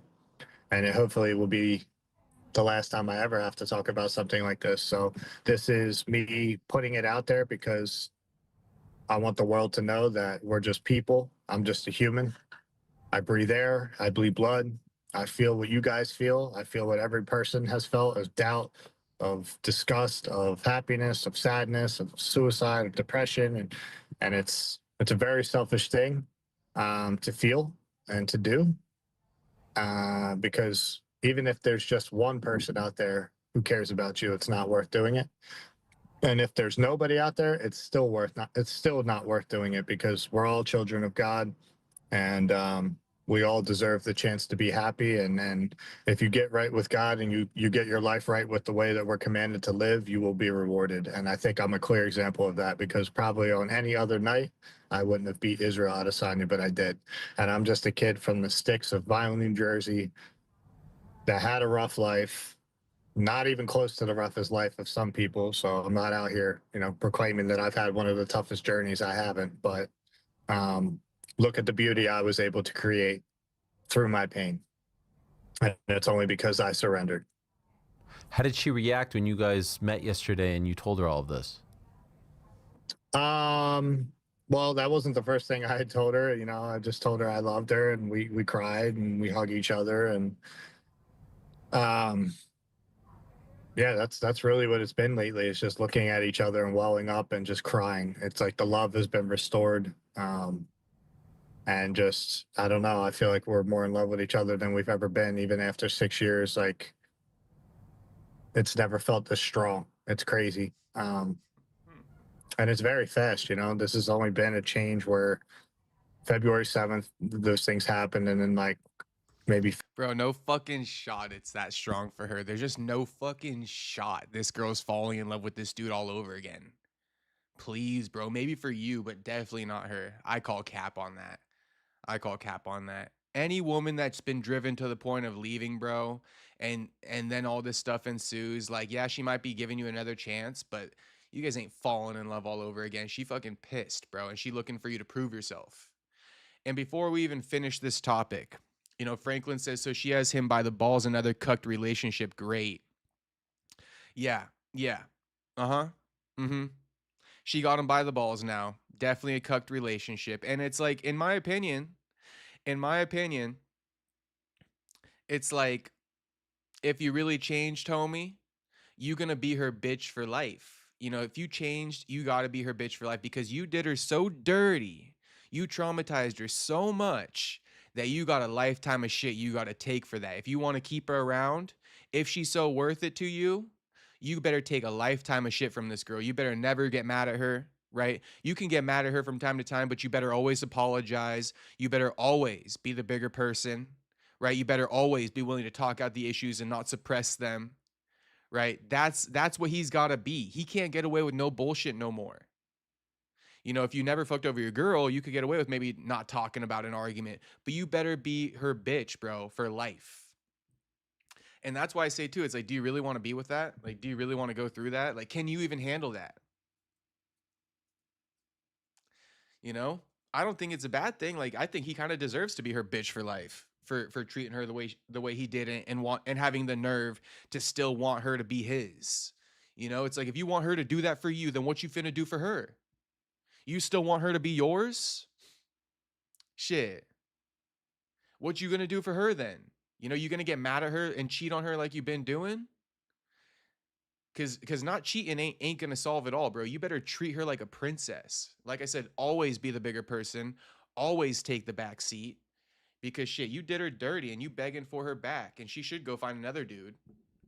But she's not. Because, you know, you guys are like 29. So like she don't got that much time to start over. And you didn't give a shit about that either, homie. I Love Vane says, hello everyone. What is the topic of discussion? Well, homie, you're perfect timing, because we're about to get into some breaking news that no one else knows about. No one else knows about. I got the police report and everything. Okay, so shit. There's the teaser right there again. I got a fucking police report and everything. But we're just wrapping up this topic now. You know, Joe Pyfer simping over his girl and shit like that.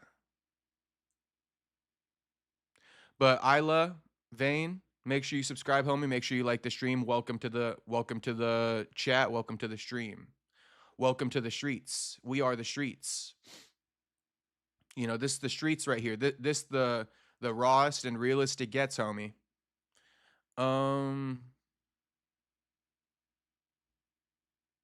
Pyfer's wife is going through Stockholm syndrome. Can you explain that, Rubies? Yeah, I could look it up, and I kind of know what it is, but I kind of forget.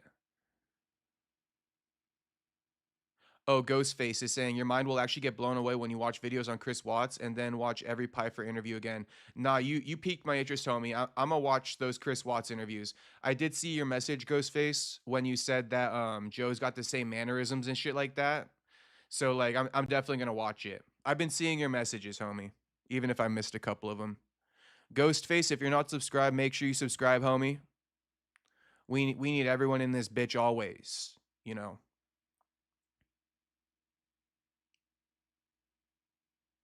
Read my full name, please.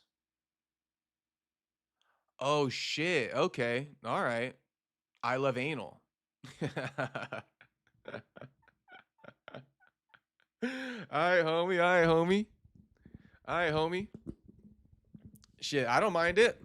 If I'm running it on a chick, we got to keep that in mind. You know, I don't mind it if I'm running it on a chick. I don't personally love it, but shit. We could crack some booty cheeks every now and then.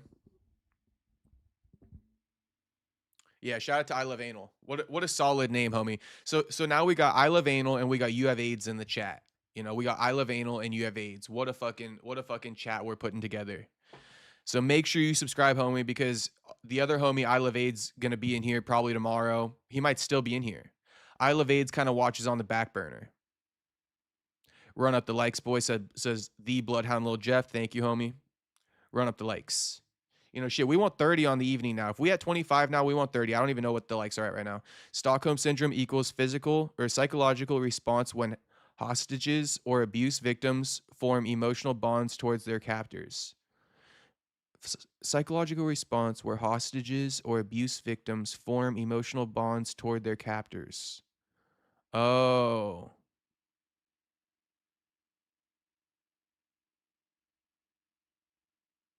They always say it's the hardest to leave an abusive relationship. It's probably because of the feels that they make them, you know, go through. It's like such heavy emotions that they go through that, like, you know, it probably has something to do with that. Buyer seller says, I don't mind it if I'm off a pint of whiskey whenever. Yeah, sure, I don't mind it. I don't mind it. That's some good shit. That's some good shit. Shout out to all the baddies who let you run that too. You know, gotta shout out the baddies that let you run that, the unicorns that let you run the run that. I'm just gonna say run that. All right, let's continue. Let's continue. February 16th, 17th on is when my life change like really like happened, where I felt compelled to be completely different. And because I, even after I had the dream, I still tried to fight it a little bit, still wasn't willing to accept it. And then you know, then I finally accepted it and just gave up and was like, hey, whatever you have planned for me, I'm just gonna face it. So yeah, the interactions have been amazing. You know, she obviously cried when I said that, because why wouldn't you tell me, type of thing. But I don't feel like that was something, while she's hurting and trying to heal herself, that I should have put on her. You know, I don't think that does her any good. I don't think it does me any good telling her. Yeah, I don't know. I felt ashamed to tell her. And so, how's your life? I would just say this though. I would just say this. It's a catch-22, because yeah, all that stuff is cool that you said that, Joe, but you still deployed the manipulation tactic by revealing it. And I get it. You know, what are you supposed to do? Just not forever. But it's just, Joe, this is the problem with being kind of weak like that. Is like there's just no excuses for any of it. You know, there's just no excuses for any of it. You should have never gone that far, bro, just because your girl left you because you were doing her dirty. You know, now you can't live with yourself. It's like, please. It's kind of cowardly. It's kind of cowardly. It's along the lines of, like, you know, somebody who commits murder, and then before the cops can arrest them, they just take themselves out. It's like, bro, what the fuck? Like, I don't know. And I say that, you know, I'm pausing it because it's like Joe saying, you know, she didn't deserve for that to be put on her. She's trying to heal. She's trying to cope. She's trying to recover. I didn't tell her about it, but now she knows about it while she's still trying to cope and recover. So you still deploy the tactic, just not to necessarily get her back then. You're trying to get her back now by deploying the tactic. So it's, I don't know. It's a tough one, bro. It's a tough one. And it's like, just no excuse for all of it, bro. You shouldn't have done this stuff in the first place. Now she got to know about it. It's like, bro, you guys should not get back together. She should not get back with you. The fact that you did that is not like an admission of how much you love her. It's like an admission of like mental instability. Different now. Like when you say, like, you know, it's one thing to talk about finding God and whatnot, but like, do you feel like you live a different life? And if so, how? Yeah, man. Understanding the importance of marriage, something I was on the fence about. Understanding the purpose of having children. That's my true legacy. It's not going to be anything I do in fighting. How I love my woman, being Ashlyn, and how I treat her, how Jesus treated the church. And so, yeah, it changed every single thing of the way I live my life. You know, not being hyperactive or hypersensitive to everything that makes me upset. And, you know, being a strong man is having patience and slow to anger. So, but, you know, like I've tried to say, you know, there's times and places where the anger is needed. You know, if someone disrespects my woman in public or Okay, we don't really need to listen to that, but he said something. I'm just trying to remember what he said. Oh, you know, when Ariel asked him how he changes, how he changed, he says, well, I want to get married and I want to have kids. And it's like, bro, that's not going to help you with your lust issues. So, like, hopefully you figured out the lust issues, because I know you want to marry her and I know you want to have kids, but,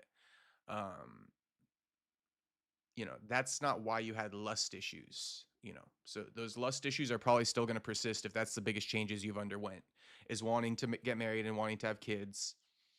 I mean, Joe seems a bit like young and naive. Unfortunately, he's same age as me. Me and Joe are the same age. How funny is that? Me and Joe are the same fucking age. He is going to speak about the letter. He's going to speak about he was writing her a letter, something like that, and then a walkout song. So just stay tuned, and then we're going to pretty much wrap up this topic. Emily says, why do we have to care about his private life? Oh my gosh. I get it, Emily. I get it. I'm not going to argue with you. I was even like, should I go live and talk about this today? But shit, I talked about it yesterday. I jumped to a couple conclusions. He gave clarity today, so I figure it's only right that if I jumped to conclusions last night, I got to clear it up today. Although it was barely a jump. The only thing I really got wrong is that Joe didn't tell his girl that he almost offed himself. She found out in that post-fight interview. I thought that he already got his girl back through, threat telling her that he almost offed himself. But no, he doesn't have her back yet. So that's kind of why we're talking about it, because everyone was speculating yesterday and he gave more context today. So it's like, let's clear the air. I like to be thorough. But honestly, like, I don't like playing the whole marriage counselor thing. It is kind of annoying. But we already opened this can of worms. So it's like, we just got to run it. MLE, we got breaking news, though, after this. So stay tuned.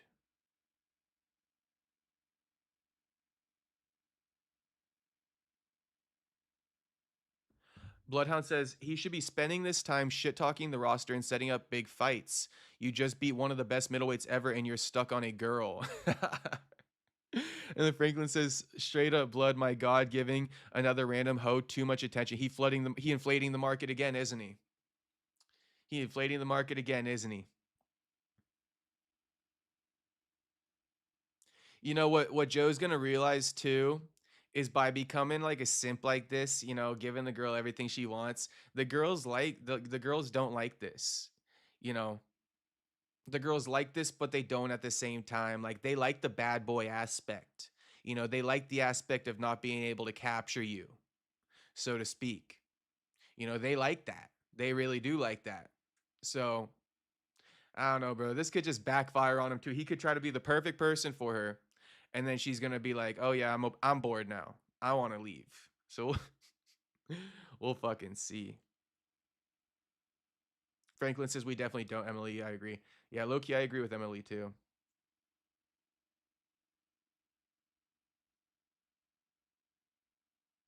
He has a 20-year-old's mentality, legit low IQ. This is pussy repellent. No, it is. It is, bro. It is. But this is why you can't fuck up that dynamic, because women, here's the catch. I'm going to give you guys a lot of free game right now in a couple of sentences. Women, they actually, it's going to sound crazy. But women, they actually like to get abused just a little bit. They like the relationship to be just a little bit abusive. Now, am I talking physical damage by any means? No. Women like a little bit of mental abuse. Women like to be felt lower than the guy, right? They like to be felt that way. They like to be made to be felt that way. But if you traumatize them by cheating on them and then they leave you, now there's trauma involved, and now there's a huge gray area with like, belittling them or making them feel less than you because they're traumatized. So now by making them feel less than you, they're going to confuse it for like the trauma, and that's also in turn going to make her not happy with you, so to speak, because like I started it, women like a little bit of like emotional abuse, not physical, but women like a little bit of the chase, not being able to capture the guy, other women wanting the man. Women do enjoy this. It kind of keeps them attracted. The second all of that is gone, they're not necessarily that attracted anymore. So you might have to rewind that a couple times, boys, but that's, that is the free game. And, that's an elaborate thought. So you might have to just rewind that, because I don't even know if I could say that twice. I honestly don't even know if I could say that twice. But I know I said it in its entirety at least twice. So, that's the situation. Real dudes know Brandon is right. Yeah. Yeah, 100%. Oh yeah, that's what it was, is that, women like a little bit of abuse. So that's why it's like when you simp over a girl so hard and you probably unhappy, I just told you why you're unhappy, bro, because you be simping and you're giving them all the fucking juice.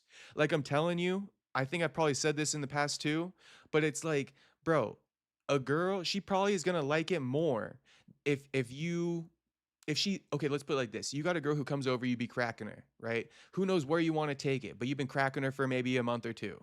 All right. And you're probably better off her thinking that you got multiple chicks. You're probably better off having her think that, right? But if you're too good of a guy, you're going to be like, oh no, I'm just with you. I just like you. You know, I'm just into you. Right. And the second you do that, you finna lose her. But you said that to her thinking you were going to like give her closure. She doesn't want the fucking closure. There you go, boy. She doesn't want the fucking closure. She wants to wonder. She wants to worry. She wants to gossip to her friends that you're out fucking another bitch right now, that you're this bad boy. Okay. I'm giving you the game. I'm giving you the game. If you cracking a chick for a couple months and she thinks that you probably got multiple girls, a whole roster coming over, and she's just one of them, you are in the perfect position, my friend. You can have her, you can wife her up anytime you want. Okay? Now, once you're really playing ball like that, now, you know, you can make up your own decisions. Now it gets into the weeds of like, I can't even give you game. You know, you got to figure that shit out on your own. But like, I'm just saying, you know, once you're really playing ball like that, you know, there's more steps you can take. But it's like, you know, you got to start playing ball like that first. Once you understand how to play ball like that, you're pretty much chilling. But yeah, women want men who are the top and got options. It's hypergamy. Even if you think the other person is cheating, it's over.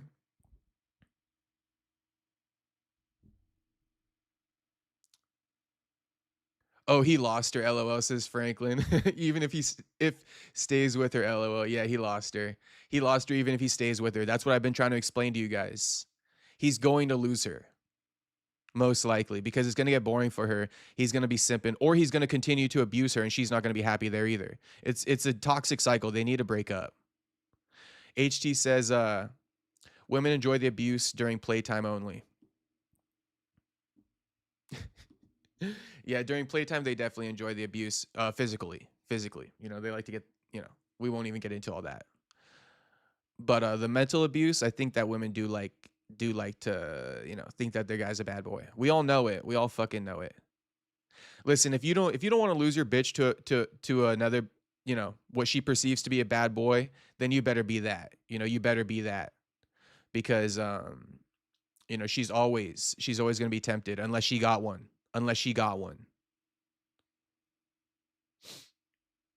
Lose-lose situation for Joe. Yes, exactly, Space Kid. We getting it now. Buyer seller says he's at a point past no return. We getting it. You know, he's fucked regardless. Homie is fucked regardless. He just turned the game into hard mode. Yep. Joe Pyer was playing the game on easy for a long time. But now he playing it on hard. Good luck to him. What's poppin', Kevin from Chicago? Okay, let's continue. Tries to hurt me or tries to hurt her. You're Oh, we don't need to hear this anymore. We're kind of over this whole thing. Do you guys want to hear the part about the walkout song? Fuck it, bro. Go watch it on your own time. You know, it was just like a little tribute to her. The whole walkout song was a little bit of a tribute. So there you go. That's a spoiler. You know, it's a sad song. It's something that they've cried over essentially. So there you go. Spoiler alert. You know, he chose a walkout song. There was some type of letter that he wrote. Honestly, I don't even want to be bothered with it anymore. You know, I think we covered the basics. Fuck the letter. Okay, we got the big. Perfecto says no. Yeah, I agree. I'm over it too, homie. Okay, so we got the next topic. Okay, breaking news of the day. We need a button. You know, we need fucking some type of button like bam, bam, bam. Okay, breaking news of the day. My arch rival, my arch nemesis, has been captivated. He's in custody. Shout out Martin Sano Jr. Okay, shout out to Martin the Spartan Sano Jr. We got the police report right here. He currently in jail on a $150,000 bond on 1 misdemeanor and 3 felony charges.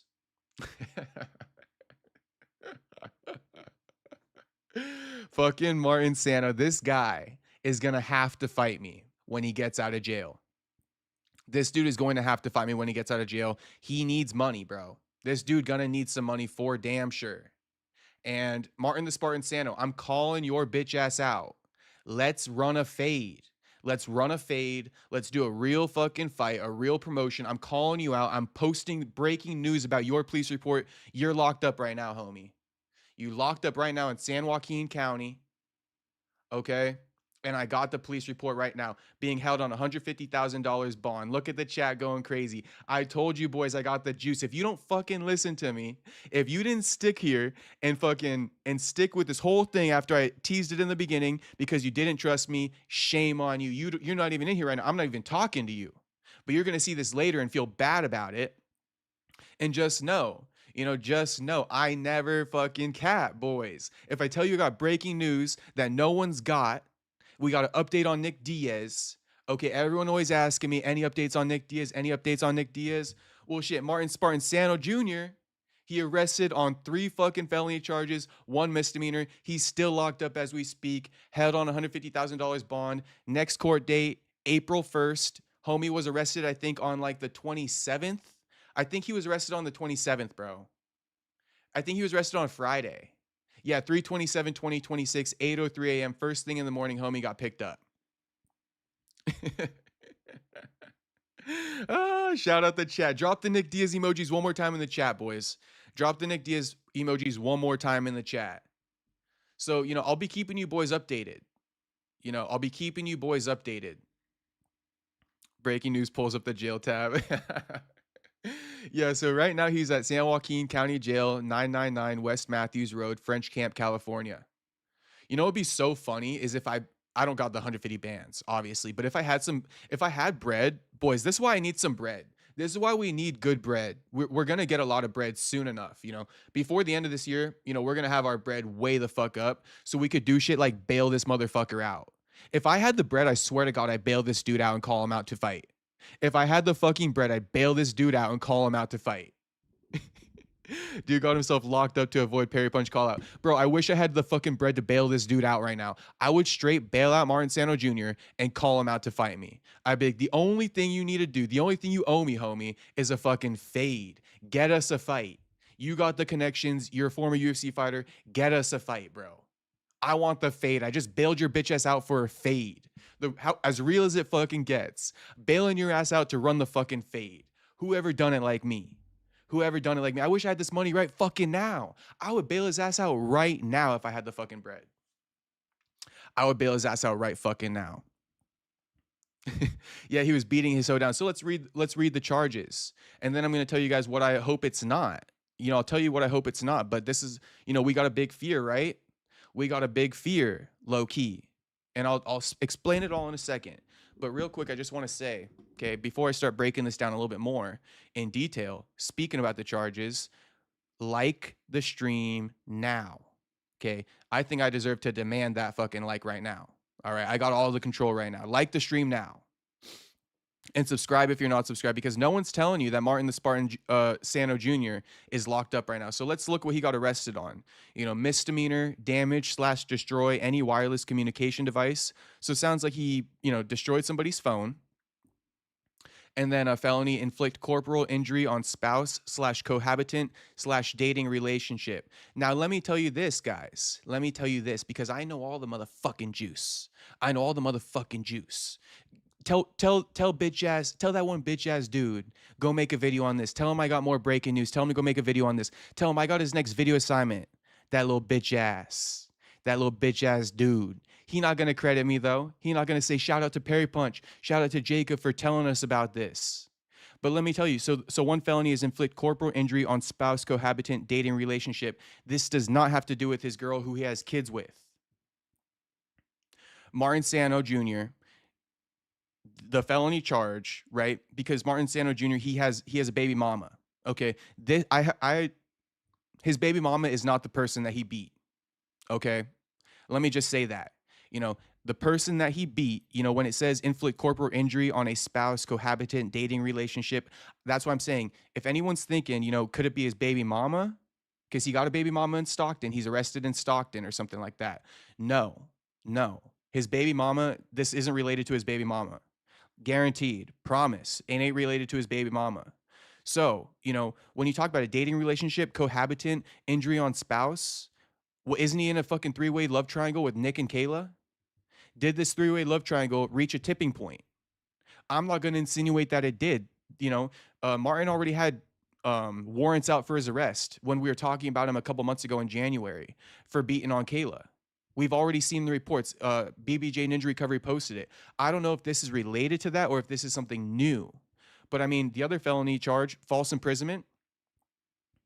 So he injured a spouse, cohabitant, or a person he's dating. Okay, he's in a three-way love triangle with Nick and Kayla. Then there's false imprisonment, second-degree robbery. Robbery of the second degree. So 3 felonies, 1 misdemeanor. Destroying a cell phone, beating on one of his spouses, imprisoning his spouse, robbing him. He a thief, right? He violent. So like there's multiple things going on here. He's stealing, he's imprisoning them, he's got violence going on, he's damaging their property. And all I got to say really is, did this love triangle reach a tipping point? Somebody check on Nick and Kayla. Someone go check on them. What's the latest from them? They got me blocked. But what's the latest? Because Martin the Spartan Sano Jr. is locked up right now. He got a court date on April 1st. Homie needs a bag, and I'm here to give it to him. Let's run up the fade, homie. I will beat that fucking ass. I will beat that fucking ass twice on Sunday, and you can get a little bag for that. I will beat that fucking ass, Martin. And if you think you got me, then put your money where your mouth is, because I'm finna put my money where my mouth is. I want this fade more than anything in the world right now. I want this fucking fade. I want this fade with Martin Sano Jr. Get out of jail, homie, and let's run up the fade. Let's run up the fade. You need money more now than ever. You cannot ignore me now, homie. Martin Sano got a win over Jeff Neal, though, Castro. I'm not worried about it. And does he really? No shot he beat Jeff Neal. So that's the breaking news, boys. I can't talk about it. I wish I could talk about it for longer. That's what I'm trying to say. But, that's the breaking news. Homie emaciated. Homie would not beat my ass. He 190. He 190 right now. He emaciated. That boy fucked up. He 190 right now. Don't got a lick of muscle on him. 190 all fat. 190 all fat. He 5'11", 190. Bro does not have a chance against me. I will mog this dude. Let's run it up, homie. You want to imprison people, you want to beat your spouse, you want to steal people's phones, destroy it. You want to rob from people in the second degree. Come do it to me, homie. Come do it to me. You got somebody who wants the fade. You're doing this to people who probably don't even want the fade. I want the fade, homie. Come do it to me. I got my phone ready. Come take it from me. I'll stand right in front of you. Come do something to me. You feel me? Come put me in prison. Come false imprison me, bitch. Let's run it up. Wait, he beat Neil. Might want to think twice. I ain't thinking twice about it. We're going to look it up right now, though. But I could care less if he beat Jeff Neal. Dude, if Jeff Neal lost to fucking Martin Sano, I'm going to lose my fucking shit. This dude's 4-3-1, and he got a win over Jeff Neal? No way. Oh. Homie does got a win over Jeff Neal. R.I.P. Jeff fucking Neal, bro. Subbed him in round 3 is insane.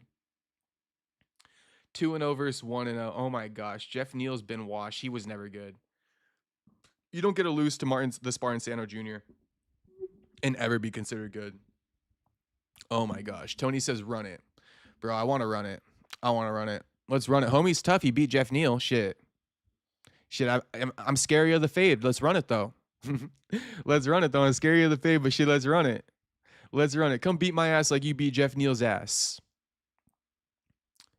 Ha ha ha. He's an actual fighter. LMFAO. I guess, yeah, if you beat Jeff Neal, you kind of an actual fighter. I don't know if that's what Kevin's trying to say or Franklin's trying to say. But, I mean, yeah, if you beat Jeff Neal, you kind of certified, aren't you? He's an actual fighter. Or it seems like Franklin didn't even know homie was in the UFC. Maybe that's what Franklin's saying. Yeah, he's an actual fighter. Jeff Neal can't catch a break. That's brutal. That's fucking brutal. Space Kid says LMAO. It's like, dude, what the fuck? How the fuck did you lose to this clown? This clown that I'm calling out. This woman beater. 4-3-1 Martin the Spartan Sano. Let's run it up, homie. Let's run it up. You need the money. This means Castro will have a win over Neal via MMA math. I agree. I completely agree. I'm going to get 2 wins in one night. Franklin goes, I don't know who Sano is. LOL. Yep. I could tell. Took me a second, but I got it. Sometimes it's hard to read the context through the chat. Nick Diaz love triangle. What did I miss? Well, Martin the Spartan Sano Jr. is arrested on 3 felony charges and 1 misdemeanor charge: destroying a phone, corporal injury on one of the people he's dating. It could be Nick or Kayla because he's dating them both. False imprisonment, robbery of the 2nd degree, held on $150,000 bond, still locked up as I speak. Next court date on April 1st at 1:30 p.m. I will be keeping you guys updated. You know, Stockton Court Department Z, for those wondering.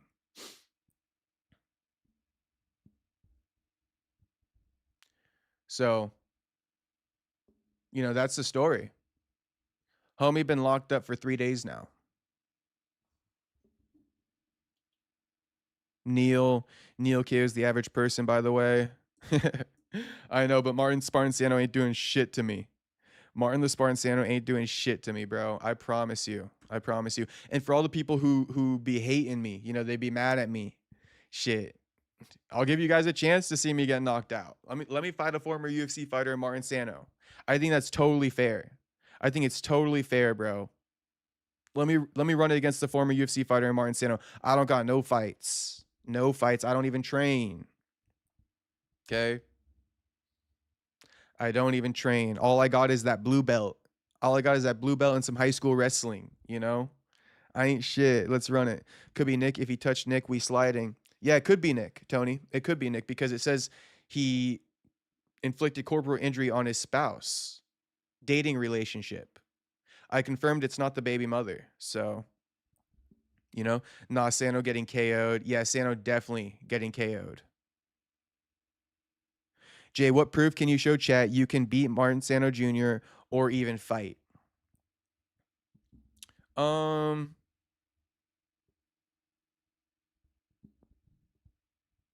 Well, I could pull up an old jiu-jitsu match, my old white belt match.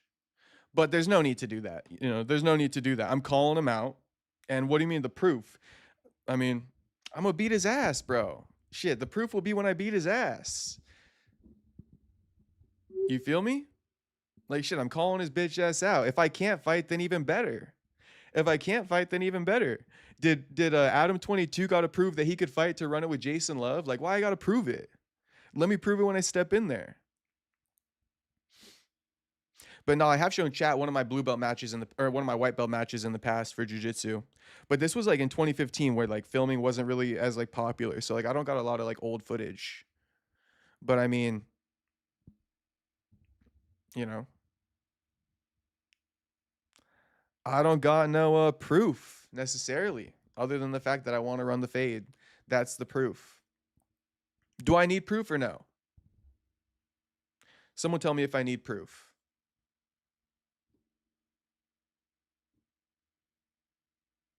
I'm promoting this shit. I'm trying to get us a bag, bro. That's what I'm trying to do.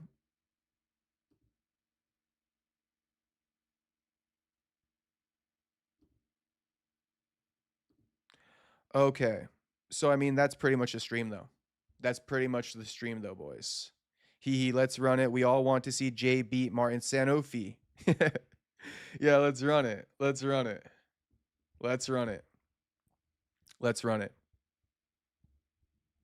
And shit, if Martin Sano Jr. asks, just tell him I got no experience. You know, I'm like I'm a noob. You know, I'm a noob. It's an easy lick for him. Let's just tell him that. I don't really got no experience. I tell you guys, I don't train. I just hit the gym, you know? Like, that's the honest truth. I haven't trained in years. Probably like 5 years. I just be hitting the gym. So I really don't even got no proof. We need to scrap on Aiden Ross's brand risk. No, I agree. I agree. Let's set this shit up, bro. Let's set this shit up. I think it's a win-win. You know, he gets a little bag, I get a little clout and a little bag, you know. We get to run up the content for the stream. I get to go train boxing. I get to keep you guys all up to date. I mean, this would be good shit for the stream, for the content. I'm willing to do it, bro. I'm willing to do it. I'm willing to box anybody, you know, even my other arch rival who I won't mention, you know, but I'm even willing to box him. You know, anybody. Let's run it up. You know, the difference between me, I'm not afraid. You know, I'm not afraid to put it on the line. I'm not afraid to put a girl on. and I'm not afraid. I'm not afraid to win, and I'm not afraid to lose. Okay? So I ain't worried about nothing. Let's run it up. Put a girl on. Can anyone put a girl on? All right, boys. So that's going to be the stream. That'll be the stream of the evening. I'm going to hop off here. It's 11:30. Not too late at all. So I'm just going to chill out, do my thing. But shout out to everybody who watched. Have you reached out to Brand Risk? Honestly, no, I haven't. Should I just like DM them? I should just DM them and be like, yo, I got to fight. Like, I'm down to fight somebody. Like, I got an opponent. I'll DM Brand Risk. W stream.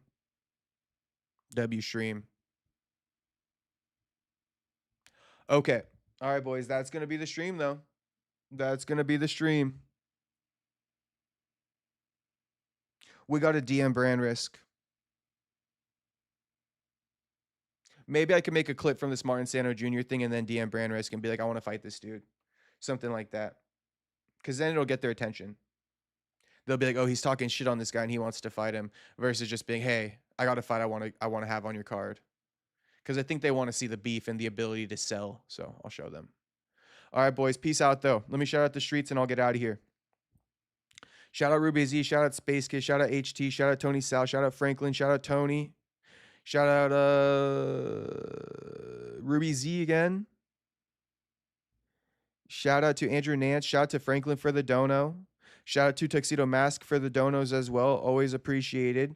Shout out to Bloodhound Lil Jeff. Shout out to Perfecto. No debate tonight, homie. No debate tonight. I'm tired.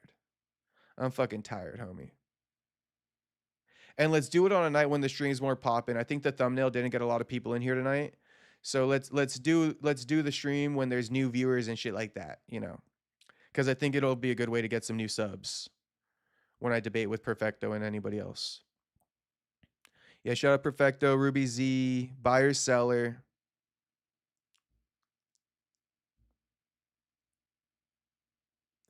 Kevin from Chicago. Shout out to him. Shout out to Jew. Jew is in here. Shout out to Dundaughter. Shout out to Otto. Shout out to Yavades. Shout out to Ghostface. Shout out to I Love Anal.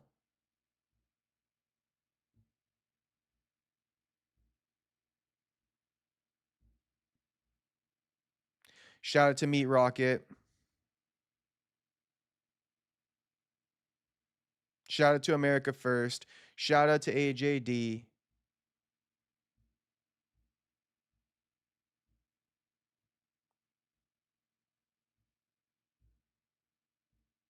Shout out to Manny Moron for dropping in this bitch with the same old Josh Emmett fucking rhetoric. Shout out to Mike Coe. Homie Mike Coe is in here.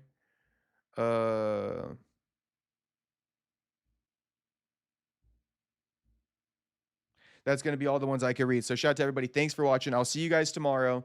Today was a bit of a slow news day, but shit, I think we delivered pretty well today. So for a slow news day. So tomorrow, hopefully we get some more news. Peace out, everybody. Thanks again for watching. Like the stream on your way out if you haven't hit the like button. Subscribe on your way out as well if you're not subscribed. We're live every day, boys. We're live every day for a full 90. All right. Peace out, everybody.